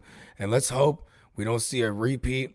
And Dr. Admiral and myself are back here next week with And, fucking with with surgical masks on and fucking no, hopefully we're back here. We're not with such like an injury riddle episode. We can lighten it up back here. We don't yeah. got guys like laid the fuck out because it Yeah, was brutal. It was it brutal. But was, yo, dude. you gotta appreciate like the detail that Miles put in. Like did you see the monitors? Like they Yeah, have the Rum Boys logo. Like that was really look dope. at that. Like Even my lady, she was like, "That's a cool graphic." yeah, like that. He put in the work. I was like, holy shit. Just wait till NFL AM, dog. Oh, and that's at 8 o'clock p.m. 8 o'clock No, a.m. AM Pacific PT. Yeah, and that's at 11 o'clock a.m. Eastern. Eastern. And you know what I'm saying? And I mean, I was gonna confuse myself saying Mountain and Central. Well, I don't know why that gets so difficult for me. he says a 14-team league. Snell is gone. Who. Ooh. Then yeah, you better. I'm holding on to Mixon, dude. Yep, Mixon and Chark. It's 14 team. Yep, 14 team. You ain't say that your league was that deep, bro. Yeah. Good thing you gave us those details. Yeah, Fuck cause that. yeah, man. I mean, the Connor and Miller, like, That's cool and all, but nah, man. yeah. I mean, you got a number 1 running back on his team and a number 1 receiver on his team, and you're picking up a injury prone number 1, One. Yep. and then along with a number 2 at best. Yeah, number 2. Yeah, At best. At best. Like a WR3 on bad weeks, or in this case, like a WR0. 0. Like He even just, like he no. literally did that. No. I love No. Anthony Miller too. Hey, when you hit that decline button, make sure you copy the song Ludacris, move, get out the way, and you send that to him. Move. Get out the way. Do-do, do-do. Make sure you guys like, comment, and subscribe to the channel. We greatly appreciate everyone coming through with their fantasy football questions. I am going to stuff my face with carne asada. As Miles would say, right? Miles would Yeah, be like, it's pronounced with a rolling R. Robbie, get it, Roberto. Like, Roberto. but fucking yeah, and some And shrimp tomorrow, like fajitas. tomorrow too. Tell him about tomorrow. Tomorrow live Q&A goes down. We're gonna be taking care of you guys on the live Q&A session. And Is then the time still? Is time still TBT or TBD tomorrow? Yeah, time still to be determined. And with that said, since the time is still to be determined, We'll probably do like 7 Mountain. We'll probably do like 7 Mountain time probably. Okay. So Make sure y'all hit that notification bell right after you hit the subscribe button. You know what I mean? Yeah, So, definitely hit the notification bell. yeah, right after you hit the subscribe if you haven't already, and if you have subscribed, make sure you hit that bell. Yeah. He's like, I was thinking about the upside, but I appreciate you guys helping me out. I'm gonna pass. LOL. Hell yes. Hell yes. I love helping people, man. I love helping people. That's why we do it. I hope we help you with the right decision, but also it's still early. Like, don't, Yeah. we're going into week 3. We have, after this week, we officially have 11 weeks of the regular fantasy season. It's gonna be a grind. Yeah. We're all pushing the boulder up that motherfucking hill. You know what I mean? And we're trying to get to the plateau. We're trying to get to the peak, the summit. You know what I mean? The chip. And I think that we laid out some solid game plans for you guys. Feel free to go back. Check out the different segments. I'll probably go back through and adjust the description section so you guys can have the timestamps of when we talk about each position. But Nice. we want to help as many people as possible. And tomorrow, y'all process our rosters. That episode tomorrow is completely dedicated to getting you guys ready for week 3. It's Q&A, and then Q&A. That episode segues into our pregame show on Thursday, where we will be previewing the Jacksonville Jaguars versus the Miami Dolphins. And then join us on Run Boys After Dark, 6 o'clock p.m. PT, 9 o'clock Eastern, where we, it's where we let our hair down, we turn up, but we also answer questions, and we have a phenomenal show sheet that the Admiral throws together. You know what I mean? Where we're going to be talking about things that have happened throughout the course of the week. Yep. And then Sunday, that's the last minute grind for everyone that's, everyone that just, can't make the final decision, and we could help you right there. Exactly. Ladies and gentlemen, I'm going to go watch my Lakers. Hopefully bounce back. Well, not even hopefully, because we are going to bounce back. Let me take that word out of my vocabulary. We are going to bounce back against the Denver Nuggets. I'll let the Nuggets get one against us. Fuck it. I live here in Colorado, so, fuck it. Let it be what it be. One more. What should I do with Wentz this week? Should I play him this week? Wentz? Well, Wentz does have a nice soft matchup. It's a matchup against the Bengals. If you have any other options that any other better streaming options, but honestly, like it's not a bad start. To be honest, did we answer your question about CMC? No, but hit us up tomorrow. Yeah, on the full Q&A. On the Q&A. Yeah. And hey, if you have a question about CMC, just go claim Mike Davis tonight. Cover your ass. Yep, cover your ass. Claim Mike Davis if you got a question. Yeah. Ladies and gentlemen, other than that though, you guys can find me at Rumboy, spelled with a Z, NET. Also for the Q&A, hit us up on Instagram, Twitter, like the Facebook page. Rumboys, we got everything at Rumboy, spelled with a Z, NET. Hit up Bogart on Instagram at the GMM Network. Send us screenshots of your lineup, and like when we're doing the Q&A. And we can take a look at it, and we can be like, nah, don't do this. Yes, do that. Yeah, no, don't do this. Yes, do that. And we can really get down to the nitty gritty. If you follow us and you engage, you interact with us. Of course, we got to sleep at some damn point in time. But if you follow us, and you engage with us, and we interact with you guys, we're going to answer your messages. We're going to be talking to you throughout the day. We're going to be helping you out as much as possible. Yeah. It's the Pirate Gang. It's the big family over here. Yes, and I just want to emphasize: don't panic, everyone. Just set your claims for tonight. You know what I'm saying? Every Wednesday morning, it's like Christmas. See what's under the tree. See what you got for Christmas. You know what I mean? See what's still available. Yeah, and then also make sure you check out who was dropped. Yep. Because in order for people to pick up things, they gotta drop things. And then hit us with the Q&A.